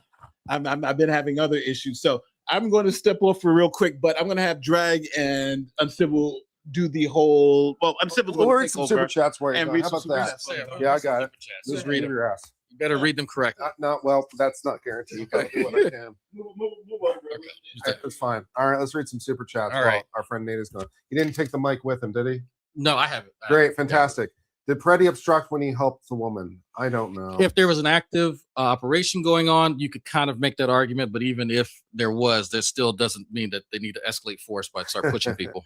Kurt, I still giggle about that video you did years ago about the Barney Fife sled doing that raid on the house in Myrtle Beach. Yeah, sled is special. They're fun. Oh Lord, that's the South Carolina Law Enforcement Division, by the way. The state level police and a little bit, yeah. You saying they're incompetent? A little, yeah. Don't do that. Manicure Auden said, "Hey, Nan crew, prior law enforcement. Watch your breakdown last night. Well done. 2 women who approach agents are idiots." Yeah, I agree. Stupid. That's fair. That all set off, but ICE should have picked their battles. Yes. Yeah. Again, thank you. A reasonable response. Yeah. If body cam video cleared the agents, Trump would not be backing down. I don't know. That's not necessarily true. He could be backing down for political reasons. It still looks bad. Other reasons, yeah. Even if it's justified, it's still there's people are dying. It's still, it's a bad look. Oops. Because Bavino is gone and Human is favorite cocktail I always assume lawyers drink. That's a good question. Go-to cocktails for me. Old fashioned is always a good one. Adios, motherfucker. What? The drink. Oh, adios. Okay. Yeah. I like a martini, gin martini, stirred, straight up with olives. Not shaken. I usually like a 5-to-1 ratio on my gin to vermouth. So I'm a little picky. I like a London dry gin. I like ginger ale and gin. That's what I usually drink on a plane. That's very good. Those are the ones that come foremost to mind. But nothing wrong with a good old fashioned. Yeah, no, that's classic. It's classic. There we go. These protesters were creating a chaotic and dangerous situation. How can anyone think with constant rage-inducing whistling? How's that not relevant? Well, to the extent that the protesters were protesting in a lawful way, it's lawful. So I think they're saying, to the greater point, if the protesters are trying to keep them up at night, right, and trying to deter them, that has larger implications on their ability to do their job. I think that's the point that they're trying to make. Yeah, and be that as it may, it's like when you have a gun and you're using a gun. Yeah, you're still responsible. You're still, but it to me, it adds in another layer of, what, we should probably take this into account, but how relevant it be in the court? I've been in an armed protest in front of PD. You know what we didn't do? We didn't get in the cops' face and harass them. We did on the sidewalk peacefully. Yeah. I mean, there's a way to do it, and there's a way to not get shot, but some people are just really, really desperate for bullets. Yeah, I went to armed protests every year. It was very armed protests. When I was in Virginia, I was an executive member of the Virginia Citizens Defense League, which is a really notable pro-gun group in Virginia. They arguably do more than the NRA does, and so as an executive member of them, and like every Martin Luther King Day, they would go down to the state capitol to protest for gun rights, and there were several hundred to 1,000 of us, and the vast majority of us were armed, and it was always fun and interesting. We'd be inside the Capitol complex, and there's so many of us. Obviously, we can't use the elevators, so we're running up and down the stairs, and everyone has guns, and it was a thing. So security nightmare. Yeah, no, we got to go through well, they had a back entrance for the CHP holders, so you could go through. So, but you weren't allowed to bring in a knife, which also is hilarious. So, like, if you had a knife on them, right out. You can't bring in the knife, but you can bring in your gun. It's a little loophole. Yeah. Well, it is what it is. What can you do? Now, I'm going to say something crazy right now, literally crazy. Please stop super chatting. Slow down. The reason being, I'll take your money, is that, don't get me wrong, I'm extremely happy, but I want to be able to reach all your super chats. Now, even though you sent in a super chat, it's always been the policy, doesn't mean it's going to be read. But I want to try to read them all. We're going to try to run through this. Now, if you want to see us read super chats, please stay. But we actually have something else that we had planned to do. So we have about a half an hour left. So again, I appreciate, I love all the super chats. We're going to try to answer them all. But please stop sending them, because if you keep sending them, it's going to keep us here forever. So go ahead, Kurt. Let's run through them. Let's try to make it out. Read fast. Yeah, great. Who fired the first shot? Unclear, but yeah, we're doing what we can. Greedo. What's ICE culpability if DHS acknowledges that P320 has issuing and ICE issues that weapon? First of all, if the government is issuing the defective SIG to their people, we need to have all separate subject discussions. Yeah. But well, if they knew about it and were aware about it and issued anyway, that's even more of a problem. Then the government would be that's culpable for that. That's more of a bad issue. That's a huge lawsuit waiting. SIG may wind up drowning in this. We'll see. Oh yeah. Take a poll. Does Starfleet Academy sucks? I don't think we need a poll for that one. I think you got it. Holly Campbellton said, you haven't seen the video of the first warning telling Pretti to get the stream being shoved. Well, it may be relevant or not, huh? I did see that. I did. Was it massively informative? No, it was the first where they pushed it about the street and he's on the sidewalk.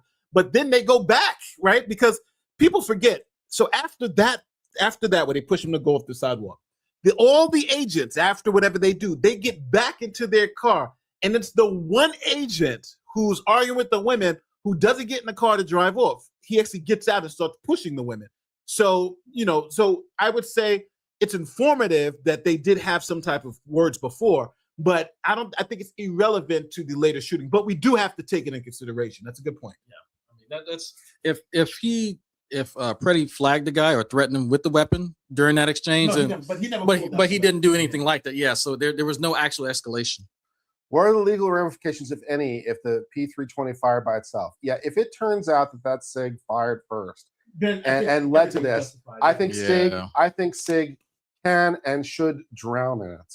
You really don't like them. Well, because it's an issue that they've known about for a while. Like, this isn't a first thing. Like, if it was the first time ever, it was just a defective gun, that's sad, but not super duper sad. If it winds up being the gun that they've been on notice about for God knows how long at this point, that somehow misfired and led to all this, Sig Sauer should drown in it. It may be the end of Sig Sauer. Sig Sauer should drown. They have it coming if that winds up being what's going on. I'll tell you what. JT Brown 51 says, listen, folks, if we want to hold our political leaders accountable for seditious conspiracy with their signal chats, we also need to hold law enforcement to high standards. Yep. Equally, yeah. Holding people to standards is good. When Pretti resisted and eventually sat up, you can see his hand move towards the area with his guns holstered. Does that play into why he was shot?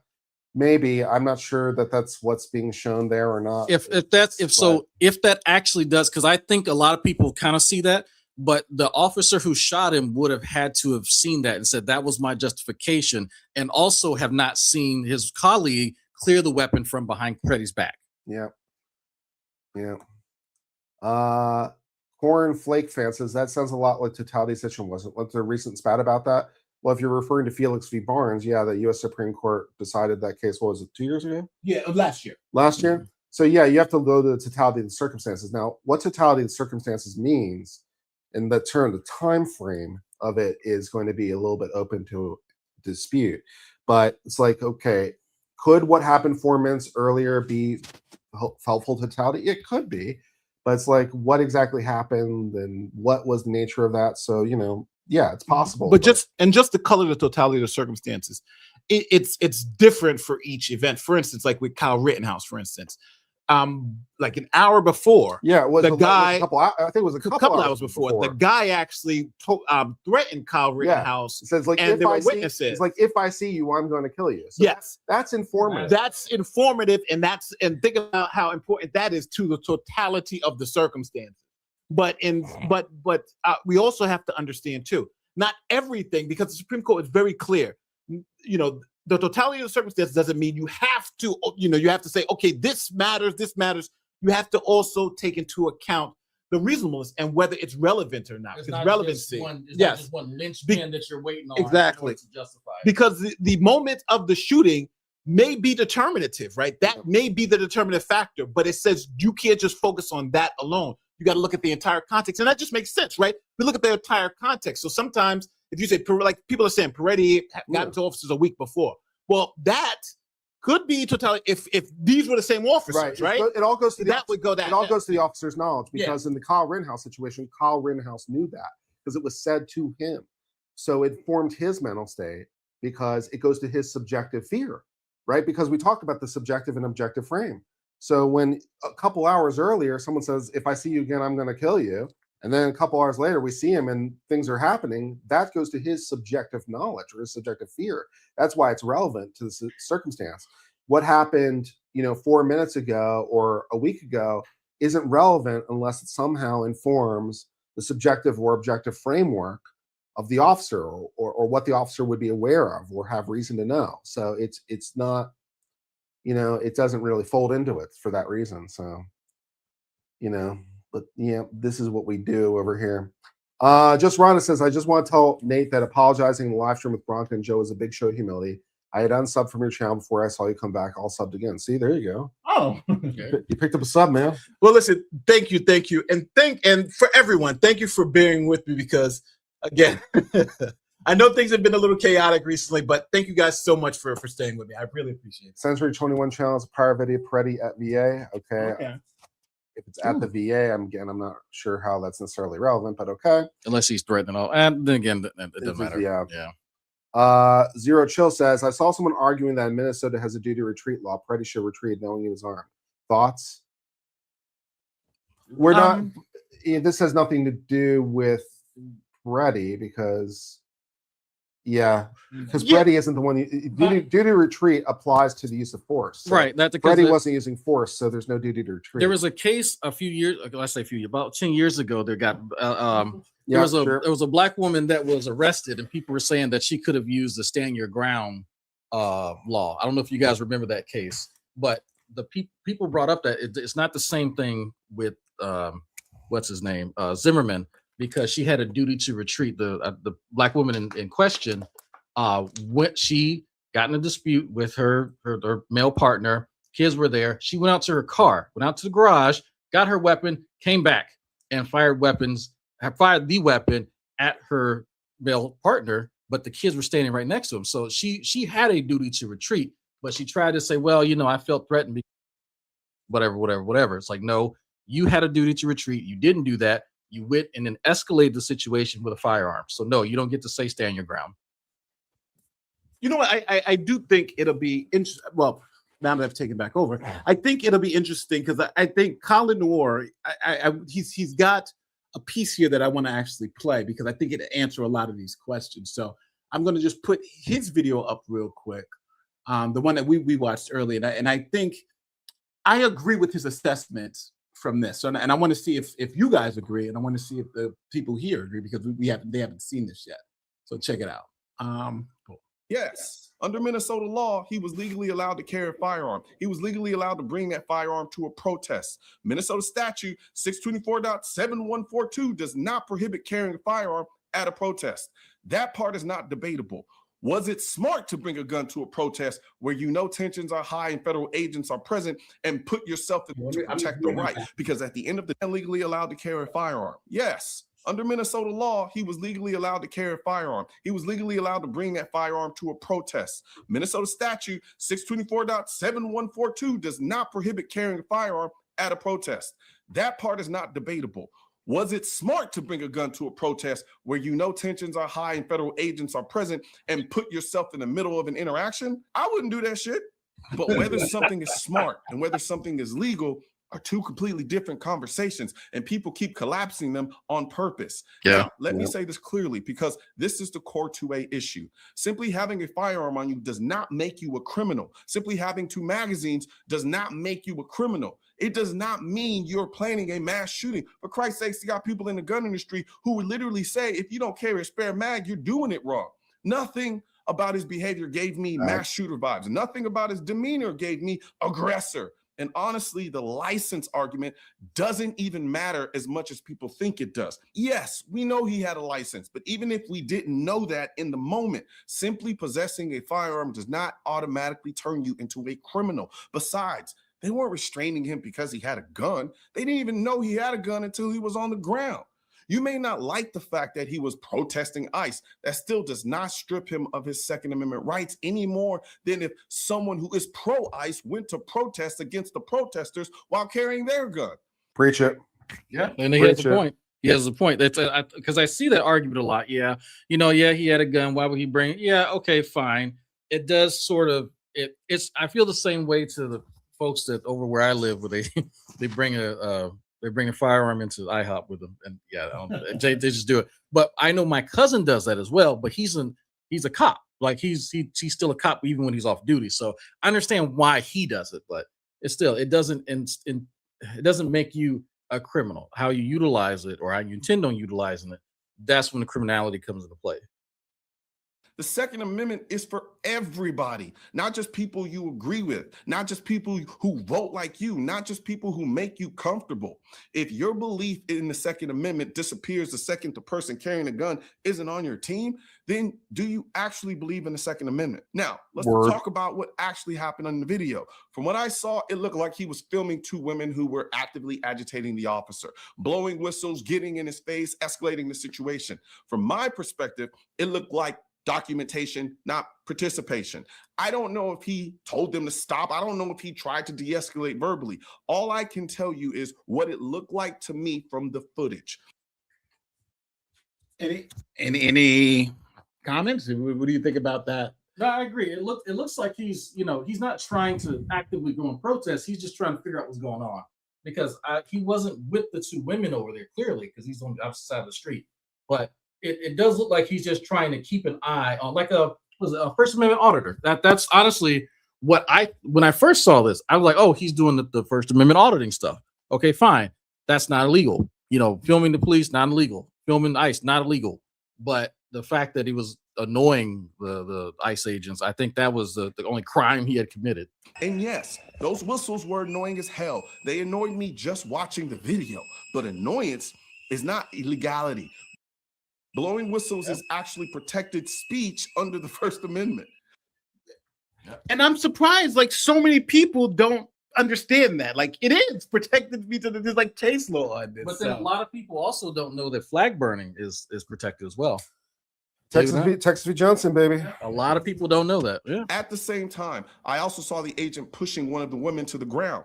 Was that legally justified? That doesn't feel necessary. Was he enforcing something specific? He could have stiff-armed her. I'm not going to pretend I know just to make people feel better. Now, the dynamic clearly changed when the guy stepped between the agent and the woman after she went down. Do I think he was trying to be malicious? It looked to me like he was just trying to protect someone who had just fallen. Did that decision introduce risk, especially while he was armed? Yes. Let me tell you something. Absolutely. Let me tell you something right now with that. I agree with Colin. We just had a whole decade of women saying, "Hey, don't interfere with us, leave us alone," and all the other kind of stuff. So the fact that he was doing that, it wouldn't have been me, right? But especially for people who are armed and already pissed off, I would have said, "Hey, look, y'all should probably back up and leave them the hell alone." But people won't fuck around and find out. So hey, And here's where the two-way reality kicks in. You have a right to protest. You have a right to carry a firearm, even at a protest. Protests can turn violent. You still have to get back to your car. You still have to go home, all that shit. You're not any more safer at a protest. If I were protesting something, chances are I'd be carrying too, because I can legally do that. But I'm not going to engage federal agents while they're working. That's and a bad I'm idea. definitely not stepping between a federal agent while he's actively but this pushing is like, someone else. I think That agent last time doesn't we know were, me pause for a second. When last time I was here, I think I was like, hey, you know, if you really think that that's going to work out, you go and step in between a federal agent, a federal person of any stripe, of any uniform, while they're trying to do their job. It's not going to end well. I'm pretty sure I said that last week. And yeah, so I'm like, that's. But for those of you who heard me say that, this is what I was talking about, by the way. Stuff like this happens. My intentions. So I'm not risking it. When I carry a gun, I have two personalities, Pussy and John Wick. I'm the most passive person in the world when I'm carrying a gun. But if someone is trying to kill me or someone I love, you get to meet John Wick. When you So let me go to its legal analysis, because he gives a legal analysis. I'm just going to move it to its legal analysis. on the trigger, cold conditions, movement during a struggle, and negligently discharge the gun. 2, an officer disarms him, moves away. Questions are, In total, the agents fire 10 shots in 5 seconds. the real questions are, who caused it? And why did the shooting continue afterwards? There are 2 plausible scenarios. 1, an officer draws under stress, finger on the trigger, cold conditions, movement during a struggle, and negligently discharge the gun. 2, an officer disarms him, moves away with the firearm, and then negligently discharges it while trying to secure it. Those 2 scenarios lead to very different conclusions. If the first shot came from the officer moving away with the gun, it's still negligence. But maybe they can argue how other agents might believe that lethal force was being used against them and they just reacted. Still negligent, but if the first shot came from the officer with his finger on the trigger and he knew it was a negligent discharge and then continued firing, at that point, we're no longer just talking about negligence. We're talking about something fundamentally different. And this is where the law matters, not vibes, not politics. Under Graham v. Connor and Tennessee v. Garner. What is that? Graham v. What was that case? They say Graham v. Connor. Graham v. Connor. Graham v. Connor. Is that relevant at all? It sounds familiar. Yeah, but he works in the field. Anybody who works in the field is using Graham v. Connor. It's not, and again, Bronca, unfortunately, he just doesn't know this. He doesn't understand this. And it's good because I think he gives a great presentation. He talks well, but he just doesn't, he's legally ignorant to this particular presence of the law. Not to say that when it comes to personal self-defense, because to be honest with you, if it's a self-defense from a civilian where I use force, I think Bronca, he wrote the book on it. But it's incredibly different when you're talking about law enforcement agencies' use of force in this context. Deadly force is judged under the 4th Amendment's objective reasonabness standard. Graham v. Officer Connor. by officer, second by second. A gun existing is not the same thing as a gun being a threat. Preach it. A holstered firearm, once removed and controlled, changes the legal math immediately. Another officer yelling gun or even an accidental discharge does not automatically authorize everyone in the scene to open fire. That's not my opinion. That's just law. Any disagreement? Nope. No, is that case law? There's a case law for that, right? I'm sure There's case law, but he's right though. He's absolutely right. Somebody yelling gun doesn't give you. There needs to be more, and that's what we were saying earlier. I mean, every federal agent, I'm going to presume, receives training on how to use a weapon in adverse conditions. That we have it's called up-down drills. There's target discrimination practices that always go through. So I think that's the one thing that a lot of people are kind of hinging this on. Hey, these guys should be trained. I can't speak for the training, right? I've not been trained by them, but I've been trained by the federal government at some point in time in my life. So it's presumed that they've also had some target discrimination training. I'll say this too. Kyle Rittenhouse had really great trigger discipline. Yeah, no. His trigger discipline was like off the charts. Yeah, it's unbelievable. Until we know, one, who fired the first shot, whether it was negligent, and what each officer actually perceived, I'm not going to pretend certainty. All I can give you are contingencies. If this, then that. If not this, then something else. And I refuse to let this get hijacked into an ICE debate. I'm talking about guns. I'm talking about rights. I'm talking about constitutional consistency. From that perspective, here's where I land. He did not lose his rights because of his politics. He did not lose his rights because of where he protested. He did not lose his rights because he carried a gun. But bad decisions, bad training, bad reactions, and bad assumptions stacked on top of each other one by one, and someone ended up dead. None of this shit looks good. Not the agitation, not the interference, not the anti-gun rhetoric, not the negligent discharge, not the follow-up shots, not the rush to tribalism. And if that doesn't bother you, no matter what side you're on, something is wrong. One thing's for certain. All right, now he's going to his ad. I agree. He's saying basically the same thing I am. Yeah. I mean, we might potentially split partially on like finer points or like, but he's like doing exactly what I'm doing. It's like, if this, then this, if this, then this. He's doing kind of the same thing I am. So yeah, we broadly agree. Yeah, I would say so. Yeah, I mean, I definitely understand. But I understand what folks are saying out there too. If we're taking the totality of everything, then, you know, hey, this officer is operating under duress, but that is part of the job.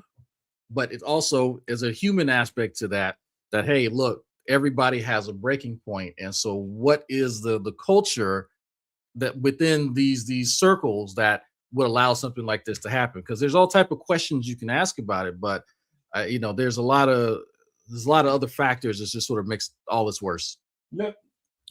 Let's run through the super chats. If the body cam video was exculpatory to the agents, we probably would have seen it already. Yeah, I agree. Who sets the limits on what impeding is? Well, the Eighth Circuit. I think I brought this up.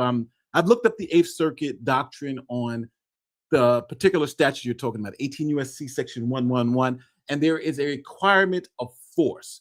The Eighth Circuit with Minnesota they require forcible, sometimes either the threat of force, where the person is threatening, if you come at me, I'm going to beat you up, something like that, or the person actually makes contact and is pushing you. That's impeding. But in this particular case, when the officers were trying to get away, there was no impeding at that time. They weren't blocked. Because even you can get impeding even if you're sitting there blocking the car. But the requirement of force is necessary in the Eighth Circuit under that particular law. So yeah, if even without the element of force, you don't have impeding in the Eighth Circuit particularly. I can look up the case, but I've looked up the case law. Technically, a pedestrian cannot linger in the street, right? Technically, yes, but federal agents can't enforce that because they can only arrest them on federal law. If they were local police, yes, right? Local police could pull them over for a red light, could stop them from in the street. But federal agents don't have that authority. They can't arrest someone for a traffic violation. They can physically move you. Absolutely. They can physically move you out of because if there's something going on, but you can't be charged with a crime because federal agents don't have that type of authority. He worked in the ICU. He can react to situations calmly, professionally. He chose to carry a weapon into the situation, volatile and unpredictable. Yeah, well, all I have to say to that is this one over here, because you are now saying the Second Amendment and First Amendment can't go together at the same time, and like you fake yourself. Thank you for this. Thank you for becoming a member. What if the officer heard gun, gun, gun, which we did see, lucked down, saw an empty holster, and assumed that Pretti had pulled the gun and had it in his hand at the moment of the shoot? That's extremely I think that's well thought out. I think this is a well-placed super chat. But again, that's why it's important to see the body camera footage, because the body camera footage gives you that perspective. And the officer, after the shoot, they interview these officers, and he would have had said that. So I don't know what the officer told the investigators right after the shoot. But I think to this, and this goes to my point, the fact that the officer didn't even see, from what I could tell, the weapon being cleared, because you would think if the weapon being cleared, you would keep an eye on it, right, as it's being moved out. But yeah, I don't think he saw it at all. Next, people in the chat explaining to 3 lawyers. 2 lawyers. No. People are they're asking questions, and that's what we're here to do. We love answering these questions. What if the evidence comes out that the officer knew about Pretti's past acts, specifically, i.e., that would help. That would help. Yeah. We've been saying that all the time. If they knew, but it's on. They would have to say we knew this. I see what people are getting at with that, because we talk about this before we go live. If Pretti and that particular agent had a run-in like an hour ahead of time, And the officer said, you know what? Hey, I'm sick of this guy. I'm tired. I've already been patient with him, but I'm done. You could say that played a role in it, but we would need evidence of that there has to be something like with the Kyle Rittenhouse situation where that guy threatened him directly like an hour ahead of time. Like, so he knew that unequivocally, this guy's a threat to me. He needs to be neutralized given this situation. Not standing in the street waving traffic. Why was that a problem from the perspective of the federal officers?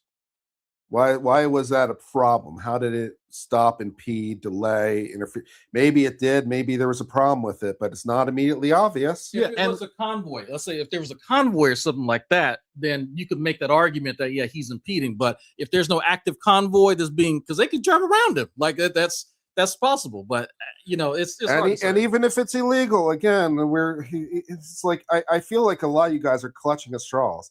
Like, I have to be honest with you guys. Let's assume that somehow what he was doing in the street was illegal. What does that have to do with the shooting? I mean, guys, are we really at this point? How desperate are some of you people to make this a righteous shoot? Oh my God, he was in the middle of the street. He had a gun. That's what but it's you know a week before he got into a tussle with ICE. What are you guys doing over there? No, you know, this is again, this is the same thing like the Kyle Rittenhouse case, right? He had a gun, automatically he's a murderer. No, we got to think about this. Oh, look, it's so wild to see the arguments just totally switch. Just 2 weeks after right? 2 weeks after the Kyle Rittenhouse incident, Kyle Rittenhouse was at a bar because his lawyers took him there to meet some Proud Boys, and he said something along the lines of, something like, my sister was threatened, or if she was threatened, I defend it. And the prosecutor wanted to use that evidence to go to his mental state 2 weeks earlier. And we're like, fuck no. Yeah, and the judge said, fuck no, because what does this have to do with anything? It doesn't have anything to do with the price and tea in China. Judge Schroeder was right. Be like Judge Schroeder. It will be interesting if this goes to court. I think it's going to court. As a matter of fact, I don't know how it doesn't unless they just straight up cover it up, because they would have to justify this not going to court. Going into witness protection. A lot of truth will come out. We learned a lot of truth in the Rittenhouse case. Yeah. I do believe in stress and loss of sleep. I just disagree why they couldn't sleep. I believe they started to watch Kurt's cooking videos and started having nightmares. Shot. So if the state police aren't there to enforce state and local laws, like standing in traffic, ICE just have to let them, even for safety purposes. Yeah. Well, unless it's interfering with the ICE operation in some way. All right. So convoy. Yeah. So the difference here, I'll give you the mic. The difference here than Renee Good. We all agree Renee Good was a clean shoot. And the reason why we all agree Renee Good is a clean shoot, because she was physically blocking ICE. She was physically stopping them from doing their job, right? They placed a car in the street and then waved them around. And when they were asked to leave, they didn't leave. And the ICE officers did say, get out of the car, making clear commands that get out the car because they were going to arrest them. And when they heard those verbal commands, instead of complying with those lawful verbal commands, she turned the car, hit the gas, and hit an agent. That is a totally different scenario than what we have here, because those agents weren't being blocked, they weren't being threatened, and the protesters learned from the Renee Good thing. Don't stand in front of these cars because they can be hitting you. So that's what I think the difference is. Yes, if they were in front of the car and they were doing that, they could move them. There would be safety. But in this particular instance, if they're just standing in the street blowing whistles and they are not impeding you in any way, there's nothing you can do unless you're authorized by the state to be able to make an arrest under state law. And ICE agents and Border Patrol are not. Does the number of times he was shot have an impact on the officer's part in intent and bearing an intent? Well, it all depends if they were successive shots. Which one? No, well, I would say, let's say it was a accidental discharge. Then I think you have probably a clear. So if the SIG went off, yeah, then you have say that. Okay. Then you're responding to a deadly threat. But and a matter of times only really matters if you have a pause in the action, breaking the action. Because what was the name of the case? The Plumhoff case. where a cop shot 15 times in 10 seconds and killed the person. I don't know the name of the case. I think it might be Plumhoff. It may be a different case. But there's a case in where the cop shot 15 times in 10 seconds. Maybe, 15 times in 10 seconds. I know you're right. I just can't remember the name of the case. But even in that, the court essentially said it's going to be treated as one use of force as long as the shots are continuous, consecutive, and there's no break in the action. Bah, bah, bah, bah. You're responding to the threat in real time. So the number of shots, like if you're doing a mag clip after the threat went away and you're just doing a mag dump, then that makes it a whole totally different situation. Whenever you would like to let me know. Oh, that's I'll read it. Always appreciate the unbiased legal breakdown. These issues are always nuanced and complex. Critical thinking requires proper perspective. Yep. Roddenberry has strict fitness standards for the original series due to the reasoning that medical technology and diet fix obesity. And also cussing was considered primitive and unenlightened. Nice. But that's true, though, because they're not using the language you use today. And matter of fact, they're even using curse words 1,000 years from now. Like if you look at the way language is, English from 1,000 years ago, you wouldn't be able to recognize. Like we wouldn't be able to understand it. It's that different than the English that we have today. Because father is a gutter snipe. Yeah, it was like I was looking at the generalist papers and he was doing like the history of English, and he starts and goes through and was like, and you see like how it just changed so dramatically. So yeah, so I think they even use douchebag in the new Star Trek series. There are no douchebags. It's been 1,000 years. They're not, I don't think women are still using douchebags in Star Trek, right? Last time you've heard a woman be called a strumpet? Yep, not really in my vocab. Yeah. I just so happen to know a lot of those words. Nate DeLaura would consider doing a video on a peaceful assembly that was constantly protected. I like to share your voice on them. What's it? On a peaceful assembly that was constantly protected. Yes. All right. I'll consider it. Cause I'd have to figure out which one. If the first cop was unlawful, then the next cop knew he was acting unlawfully. No. I don't. No. How would the officer know that? Thank you.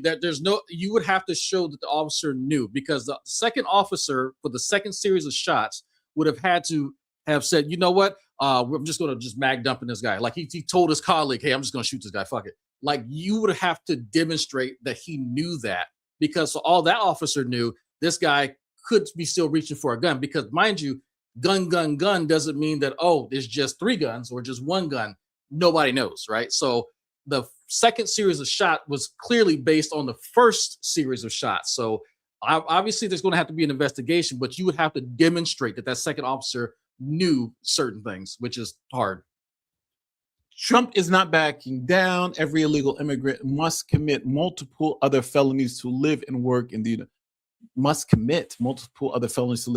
States. Crimes like tax evasion, fraud, and identity theft. All right, so you're saying if they're living here, they can't pay taxes. All right, I get it. In other words, just being here illegally is one part of it, but then you have all the other illegal activity because they've got some type of income. They can pay taxes. I promise you, the IRS will cash their check. No, but the fact that they aren't paying taxes, you say. The left has won. Everyone keeps saying ICE when it was Border Patrol. That's true. We've been saying ICE, but it's we should say federal agents. Yeah. There are 2 different components, but no one wants to get rid of CBP, just ICE. That's true. It doesn't really matter. That's true. Fair. But they were on an ICE operation, so I think that's also important too. Federal report says 2 Border Patrol agents fired their weapons. No negligent discharge. Well, there goes that argument. Yeah. So let me see. Yeah, just 2, and no negligent discharge. All right. I don't know. I think Colin made it good. Nate, why are you using facts to make good legal arguments for your case? Shouldn't you stand outside cold and cry for 12 minutes like legal? Yes. That's actually not the worst idea I've ever heard. Maybe for today's video, but we have no snow. Maybe I could fake it. I'll put up a green screen and borrow Legal Eagle's background and make a video. When I watched Legal Eagle's video today, I couldn't film it in my studio. See how sad it made me. Oh man, maybe I'll do that. Thank you, Action Justice Warren. Thank you so much. Now it's debatable whether he should be considered a predator. he is. I mean, protester. Sorry, Predator. But again, I can't see. So let me see, because like he said, I only got one eye. Which thank you for telling everybody. Again. Yeah. Remember from earlier? It's a tumor. Yeah. Oh yeah, it's a tumor. It's a tumor. It's a tumor. It's a tumor. I think I have that for the next 6 months, but then it's going to run its course now. So he is a part of an organized group taking shifts, actively obstructing law enforcement. Do you have the right to obstruct? No, you have the right to organize protests, from the civil rights movement to COVID protests to Black Lives Matter protests. Yes, you have a right to organize. Matter of fact, that's a constitutional right to organize. Yeah, to assemble and peacefully though. So you're right. I don't believe you. Well, I believe you have a right to obstruct. You just don't have a right to obstruct illegally, right? Let me give you guys an example. And by the way, I don't know who thought I was a lawyer. I'm not a lawyer. These two guys are lawyers. I'm just a guy. So I want you to keep something in mind. There are protests outside of federal buildings all the time. They're called military installations. If you go to Okinawa right now, there's a protest outside of one of the the Marines installation, and they can do that. Technically, that's American soil around that area, but they can do that as long as it doesn't get to a certain level. There has to be an escalation. Someone like has a Molotov cocktail, or somebody's firing off shots or something. Something has to go over that edge in order for it to be criminal in nature, right? So there is a line in the sand, right? There's obviously stuff you can and can't do, especially like with like casing a federal building. Like if you are seen or are suspected of casing, that's like walking back and forth at the same time every day, you can be approached, but you can't necessarily be arrested unless it's demonstrable that you're up to some nefarious means and some conspiracy or something.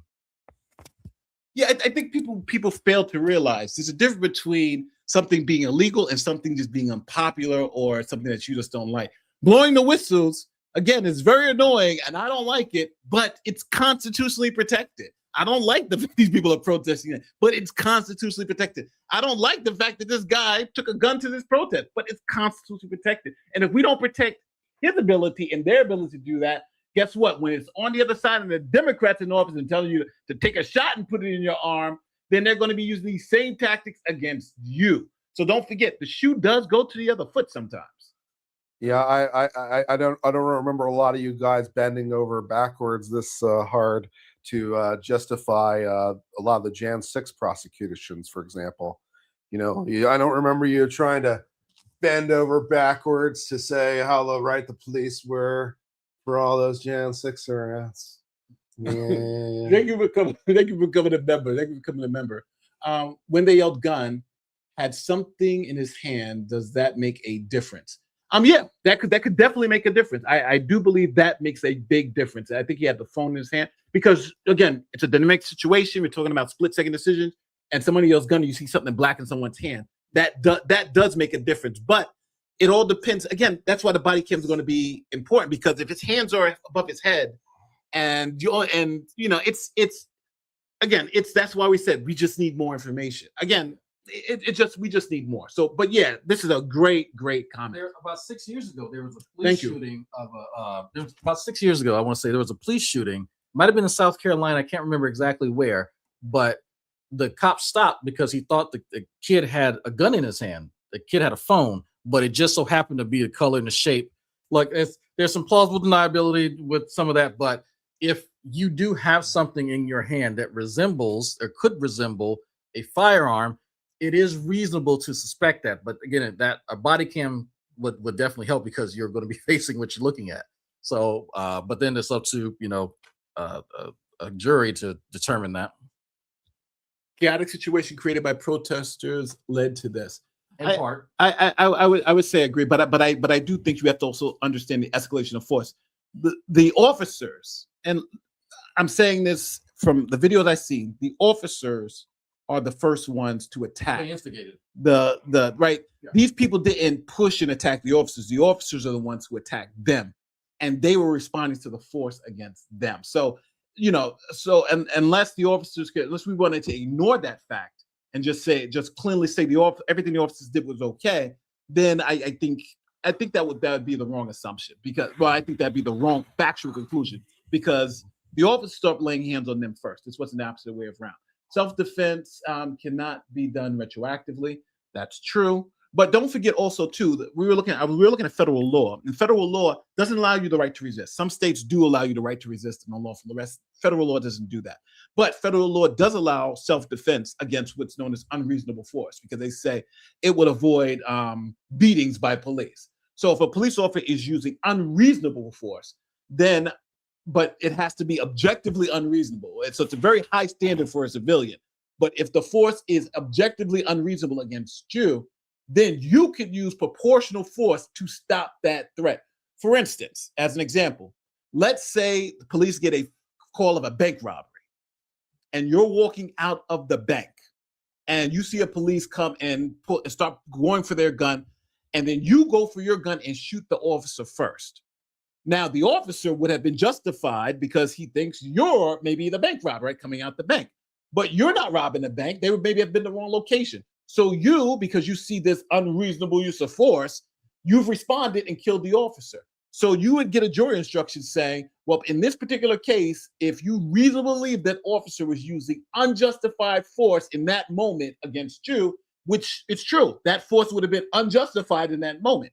But again, it's a factual determination for a jury. So it is possible to get that jury instruction. You'll still be prosecuted, but at least the jury will get the bite at the apple to say, well, he was responding to a deadly force threat that was unjustified in that moment against him. Now, the officer, again, if you've noticed, the officer in that case would also be justified because of the circumstances. So it's the Kyle Rittenhouse and Gage Gorsuch thing, where both sides can be justified and have reasonable beliefs. There's a higher standard on one end, right? Both are culpable, but there's a different standard. I understand Pretti was legally carrying, and I do believe the CBP agent, was overly aggressive. As a CCW member, I would never get between them. Yeah. But again, what's smart and what's illegal is two different things. It's simple. If he never had the gun, no one would have yelled gun, gun, gun. If Kyle Rittenhouse never had the gun, right? We can play this out. If Kyle Rittenhouse never had the gun, we don't want to get to the point. And I know Kurt's going to agree. We don't want to get to the point that possessing a firearm is akin to criminality. We never want to, because that starts to tread on the Second Amendment quite clearly, right? If the very possession of a firearm does not mean you had using I refuse to accept that me lawfully exercising my Second Amendment right is playing a stupid game, especially when it comes to the government, because the Second Amendment protects me from the government. It's not like that doesn't make any sense. And you're right. He would still be here, but in a Kyle Rittenhouse case, 3 people would still be here. Yeah. Right. Yeah. So that's what I'm saying. Everybody wants the magic bullet, but there is none, I think, in this case. So how was Renee Good impeding exactly?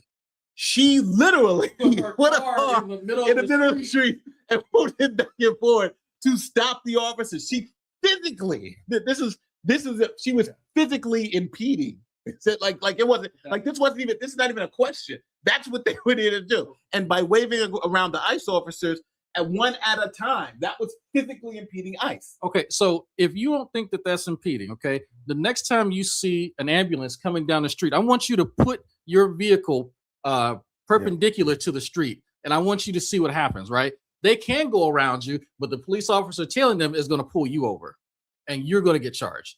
That you can say just because somebody can be avoided doesn't mean they're not. Though what's it called? A speed bump is an obstruction. An obstruction does not have to mean full stop. It can mean simply akin to an impediment. Mm-hmm. But so you have to understand there's a technical legal definition, and then there's a common sort of layman understanding of it. And as a layman, I'm trying to draw that out. And do I have that correct? Yeah, it would be also similar to, suppose there was a building that had 3 sets of entrances, and the cops are trying to get through the doors, and you being one guy, bar one set of doors, because you're only one guy. So the cops could theoretically get through the other 2 sets. Are you impeding them? Of course you are, because you're impeding their entrance to the ability to get through. So it's like, yeah, it's impeding. and you got to understand the physical nature of of it has to be there, and or the threat the threat of the physical nature of it. So that's Eighth Circuit. That's Eighth Circuit law. I always thought it was weird that Cap, Cisco, right? Cisco was so focused on race relations in the 24th century. Can't all be winners. Yeah. Yeah. I mean, that's waving traffic through right. ongoing operations in the street and impeding ops or representing danger to agents. Lady didn't stop when told, and she can't, and officer can't remove. Okay. So hold on, waving traffic through ongoing operations in the street could impede ops. No, it does impede ops, and it's physically, remember, there's this physical element that you have to overcome or represent danger to the agents. And you don't have to represent, you just have to, the physical impeding, that's enough to be charged with the misdemeanor. So that's what it is. Lady didn't stop when told, true. The officer can't. Okay, remove. so a federal uniformed individual for the federal government can physically move you from a location of an active operation. Okay, correct. They cannot, however, and this is what I want to make very clear, they cannot arrest you or charge you at all. You can be restrained, you can be held, and then the local police, law enforcement, whoever, constable would have to then come and get you because there's a liaison between the federal and state authorities. Yeah, I think like this one says, to be clear, the news report said that he was part of a group that locked the suspect in the building, offering to avoiding arrest prior to the shooting. Well, I would like to, well, I've not seen that, but that would also it would inform, but then again, I don't know. It doesn't get you very far because it's like, okay, now you have him guilty of a crime, you know, for whatever. It's like, but you still, how's that relevant to the shooting? It doesn't really get you very far. The person who shot him, CBP officer, would have had to have this information ahead of time. Even if he had the information, it doesn't get him very far. Yeah, it would still, you would have to say, how did this play into the mental calculus that led to the shooting? Like, you have to connect these two things clearly and not just causally. Nate, as part of your argument that federal agents did not have authority to arrest Pretti and the two women in that circumstance, yes, I don't see the violation of 18 U.S.C. Section 111 because they weren't physically forces, some type of force required, and there wasn't any physical impediment there. But local police could, yes, because local police they have the authority to do that. Yeah. So I want to make this point. I just thought about this. Every time you've seen other protesters in the vicinity of CBP and ICE, have you seen them push people or have you seen them walk up to people with their hand up or shooing them away? You've seen a certain level of force that was commensurate with what was displayed. Now, once the crowd or an individual becomes more hostile and they escalate, then you can see dispersal agents and other things being used in accordance with the escalation of force. They can't just decide, well, you know what, I'm going to go for a shooing to a pushing arbitrarily. That's a big no-no. I like this question. At what point does loud noise cross the line from protected speech to intent to harm by deafening or disorientating? Still a bad shoot. Well, I would say this: if you could show whatever they were doing that, you know, like for instance, some sonic device that gave a physical injury to the officers, now we're talking about a different story. Now we're talking about something different, right? Yeah, and civilians don't have access to that type of stuff. So if you would have to really like a loud bullhorn in an agent's ear that like to make his head ring or something like that, but I doubt many of them are going to stand there and take that or be that close to an agent to begin with. So Are you on board with the physical injury aspect of it? If there's a physical injury from the whistle, something like that, maybe. Yeah. He's got tinnitus. The governor. Oh, sorry. I'm reading it. The governor of Michigan has armed protesters in front of the State House every day, even after two of them attempted to kill her. What? It's the other protesters' right to protest while armed. Oh, interesting. I didn't know. Regarding the officer who did the shoot at Pretti, what legal liability, if any, might he face? Kurt is probably best for this one. Man 2. Man 1. I don't know. Yeah, it's unclear. You'd be looking to some sort of accessory after the fact, maybe, but it's not clear those officers in the first instance would have any liability if they didn't fire. So My gut instinct would say probably none. Man 3. Let me see. Isn't time and manner an issue? Yes. For example, say SWAT is about to execute an warrant. Would it be considered obstruction to stand near the officer screaming and whistling, warning, No. etc.? No. Because don't forget, we have a Second Amendment And a First Amendment. I mean, yeah, and I'm sorry, in this code, a First Amendment. So. It's not unlawful to flash your flashers to show that police are, up ahead, to do speed traps. That's been defended in court. Yeah, it is not unlawful to observe police. It's not unlawful to tell people that police are present. It's not, none of these things are unlawful. Now, if in the example of SWAT, if that person physically stood in the way of a doorway while they were issuing that warrant after the door was breached or whatever, then yeah, that would be obstruction. That's clearly you're trying to impede this officer. Now, standing on the outside and just being annoying, no. We are assuming, by the way, for the purposes of this hypothetical, that this person is unaffiliated with the person that's being swatted. Because, like, if they were a lookout, that's a whole different situation. If they're just a random person who is sending information, then there's no conspiracy. So it'd be an accessory at that point. As long as they're not a lookout. Every time I hear them damn whistles, it reminds me of Terry Crews on the floor of the white chicks. Yeah, it does. It does. Is there a logical argument for Pretti being unlawfully criminally confined by the agents, considering the totality of the circumstances? That's what we've been discussing. Yeah, that's there is an argument, but the problem is that now I'm going to be on the other side. Even if the officers were wrong, or the arrest was unlawful, they didn't have any basis, you don't have a right to resist.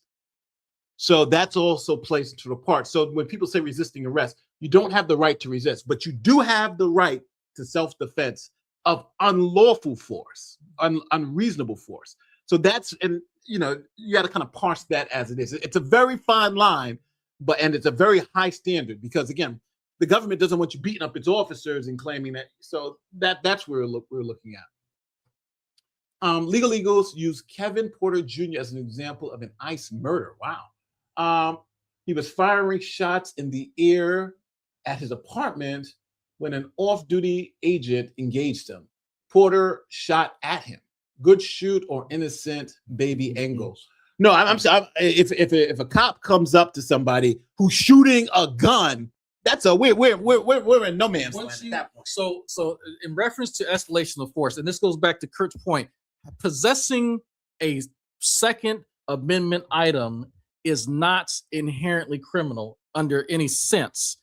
Discharging the weapon now puts it in a different category, because now you've escalated it from just the possession of a potentially dangerous object to utilizing negligently this potentially dangerous object. So that's the line in the sand.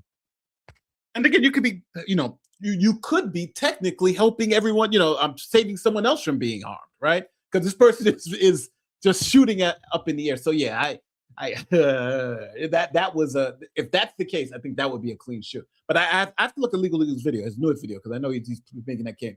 I was late to the party. Where does the duty to inform come in, and does it matter? Is that a factor?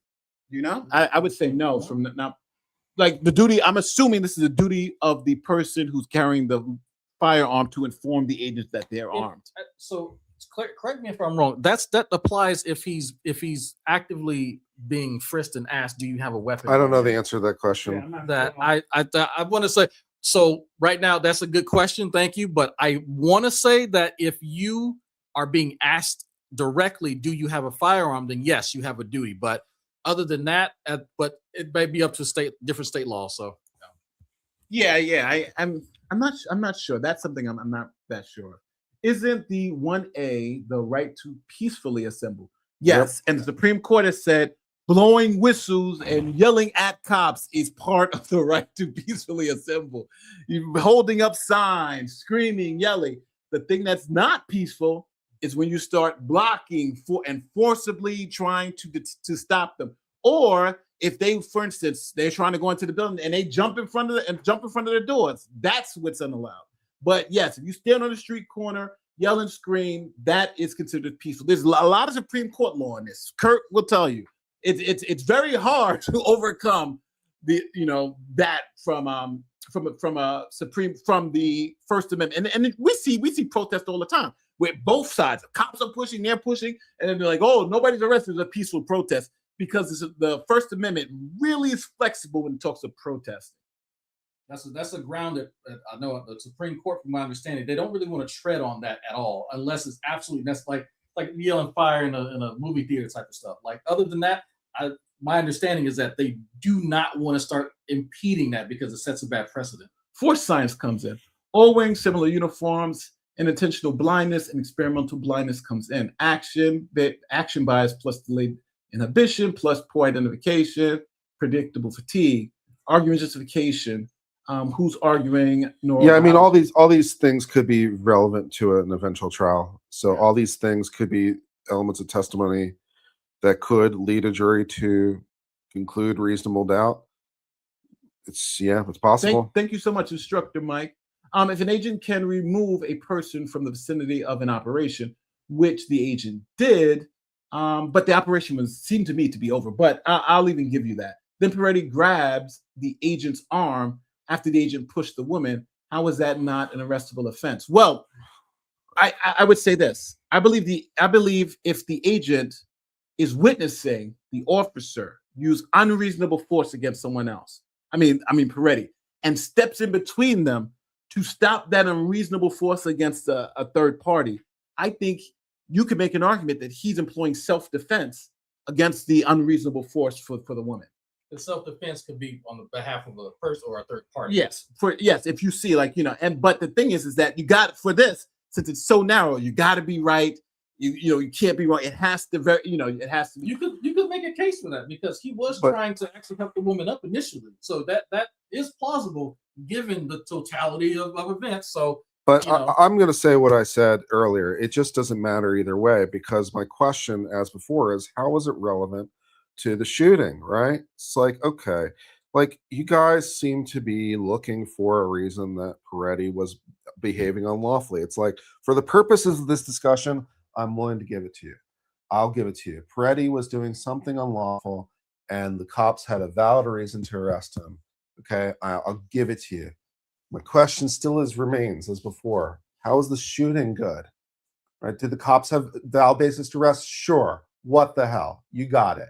Did they have valid basis to shoot him? That's my question. I don't know how any of this matters. Clear and present danger, sir. Yeah, basically. How would a layperson expected to distinguish between lawful and unlawful use of force in situ and determine if their own self-defense is warranted? No. Well, the law presumes that there is that if you're because don't forget, it's a reasonable person. So a layperson doesn't have to be correct. You have to be reasonable. Like, even the cops don't have to be correct. They just have to. The standard is reasonable, not perfection. And I think a lot of people are looking for perfection on both sides, but not really understanding that it's reasonable. What's reasonable? That's the law. Thanks, guys. Enjoy the show. Thank you so much. And this is the last super chat. We got second to last. This one is the last one. Anything else comes out, we got to go. Must display permanent card identification document upon lawful demand. Doesn't fucking matter. No one fucking cares. Fuck you. No one. Yeah, and nobody asked them for it, right? No one demanded it. But and let's presume. But hold on. I just want to say this: they are not peace officers. That's also true. They're also not peace. They're also not peace officers. That's also technically true. I'm going to grant if they were peace officers. Okay, I'm going to grant that. Right. Just for this purpose, how would he have rendered it? At what point? Also, his failure to do so is a fairly minor violation of the Yeah. It doesn't fucking matter to the shooting. It's the draconian, tactics used. Like, it doesn't. The escalation doesn't meet what was given. But at what point was he able to render it? Even if he was asked for it, even if they were peace officers, if somebody is pinning me down and holding both my hands, show me your ID. I can't. I don't have any more arms. So it's like. That argument doesn't really work too well, but I see what you're trying to get at, though. We can watch this, but yes, we just read this one. So we got this one. Before you in the stream, each give your takeaways, legal and non-legal. There's a lesson from this tragedy. So I'll start. I think the lesson here is that I think the first officer who started pushing everybody around started this whole series of events, and I think that officer should be fired. maybe even prosecuted. And I think this whole issue is going to really turn on whether it was the suspect's gun that misfired or if it was the first officer that fired, because then I'm thinking the evaluation change was probably justified, because negligence, even if the officer was negligent, that will still be justified. But if the officer was reckless, and then we're going to have another problem. And again, we're looking at what a reasonable officer would do in the same set of circumstances. So that's my opinion. I'm good. You good? Okay. So I'll stick with this. Look, you F around, you find out. Okay. Look, so nobody acted perfectly. There should be a higher standard to law enforcement. I do agree that the CBP officer was instigating a lot of it. People are asserting that there are extenuating circumstances that play a role. That has to be demonstrated that CBP officer knew and understood and used whatever information y'all are trying to bring up in his mental calculus at the time of the shooting, right? Not after. But I do think that Walls and many others that foment this anger and that create this animus towards a situation are also to blame, because they are emboldening their population to be this combative towards the officers. So, that's me. Last one, please watch the full video. Tag CBP TARG CBPOP. Petty and others given lawful orders, get out of the street. Petty others went back into the street. Petty non-compliant assaults officers, resist arrest, and has concealed. I'm aware of all that. It doesn't change my analysis. Sorry. Yeah, but I think there's a lot of assumptions here. Petty was non-compliant. From what I'm seeing, if somebody sprays mace in your face, you're probably going to be a little non-compliant because your eyes are burning and all that stuff. That makes a difference. Like, we have to take into account that they got a half can of mace in their face. It was funny because I know when we were talking with Bronco the other day, he was saying that, like, it's something like 90% of the time mace does work, or 80% of the time mace does work. So I think a reasonable person would think, if I mace these people and they're reacting like the mace is affecting them, then it would be reasonable to believe that that person is experienced the effects of the pepper spray. And it would be hard, again, like, I've maced people before, and unfortunately for those people, it's difficult to comply.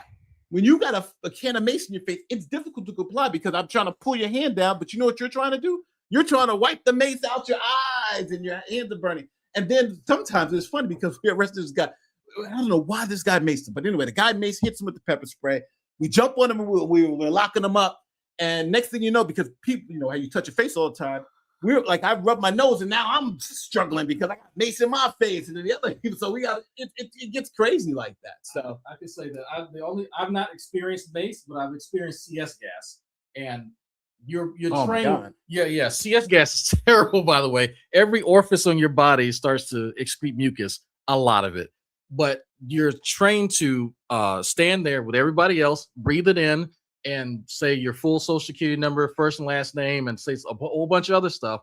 And it is incredibly difficult. I know, because I had to go through twice. So it is, I'm telling you, if that's anything like mace, it's going to be real hard to comply with anything. Yeah, I love that. That'll be great for identity theft, right? What is it? Write it down, right? And nobody write it down. What would be the steps to charge to change federal immunity? We got to go to Congress to pass the statute would be nice. Yeah, we got to go up. But listen, everyone, we actually have to run. Thank you guys so much. You kept us here for 2.5 hours. Again, we do this every Wednesday. Myself and the commentary king. Kurt comes over sometimes and hangs out, but this is our essentially every Wednesday stream about 12 o'clock or 1 o'clock. So we stream it, and we hope you like now the content. 2:30. My day is already gone. But I hate all of you. We want to thank you guys all for coming, and we will see you next week, hopefully.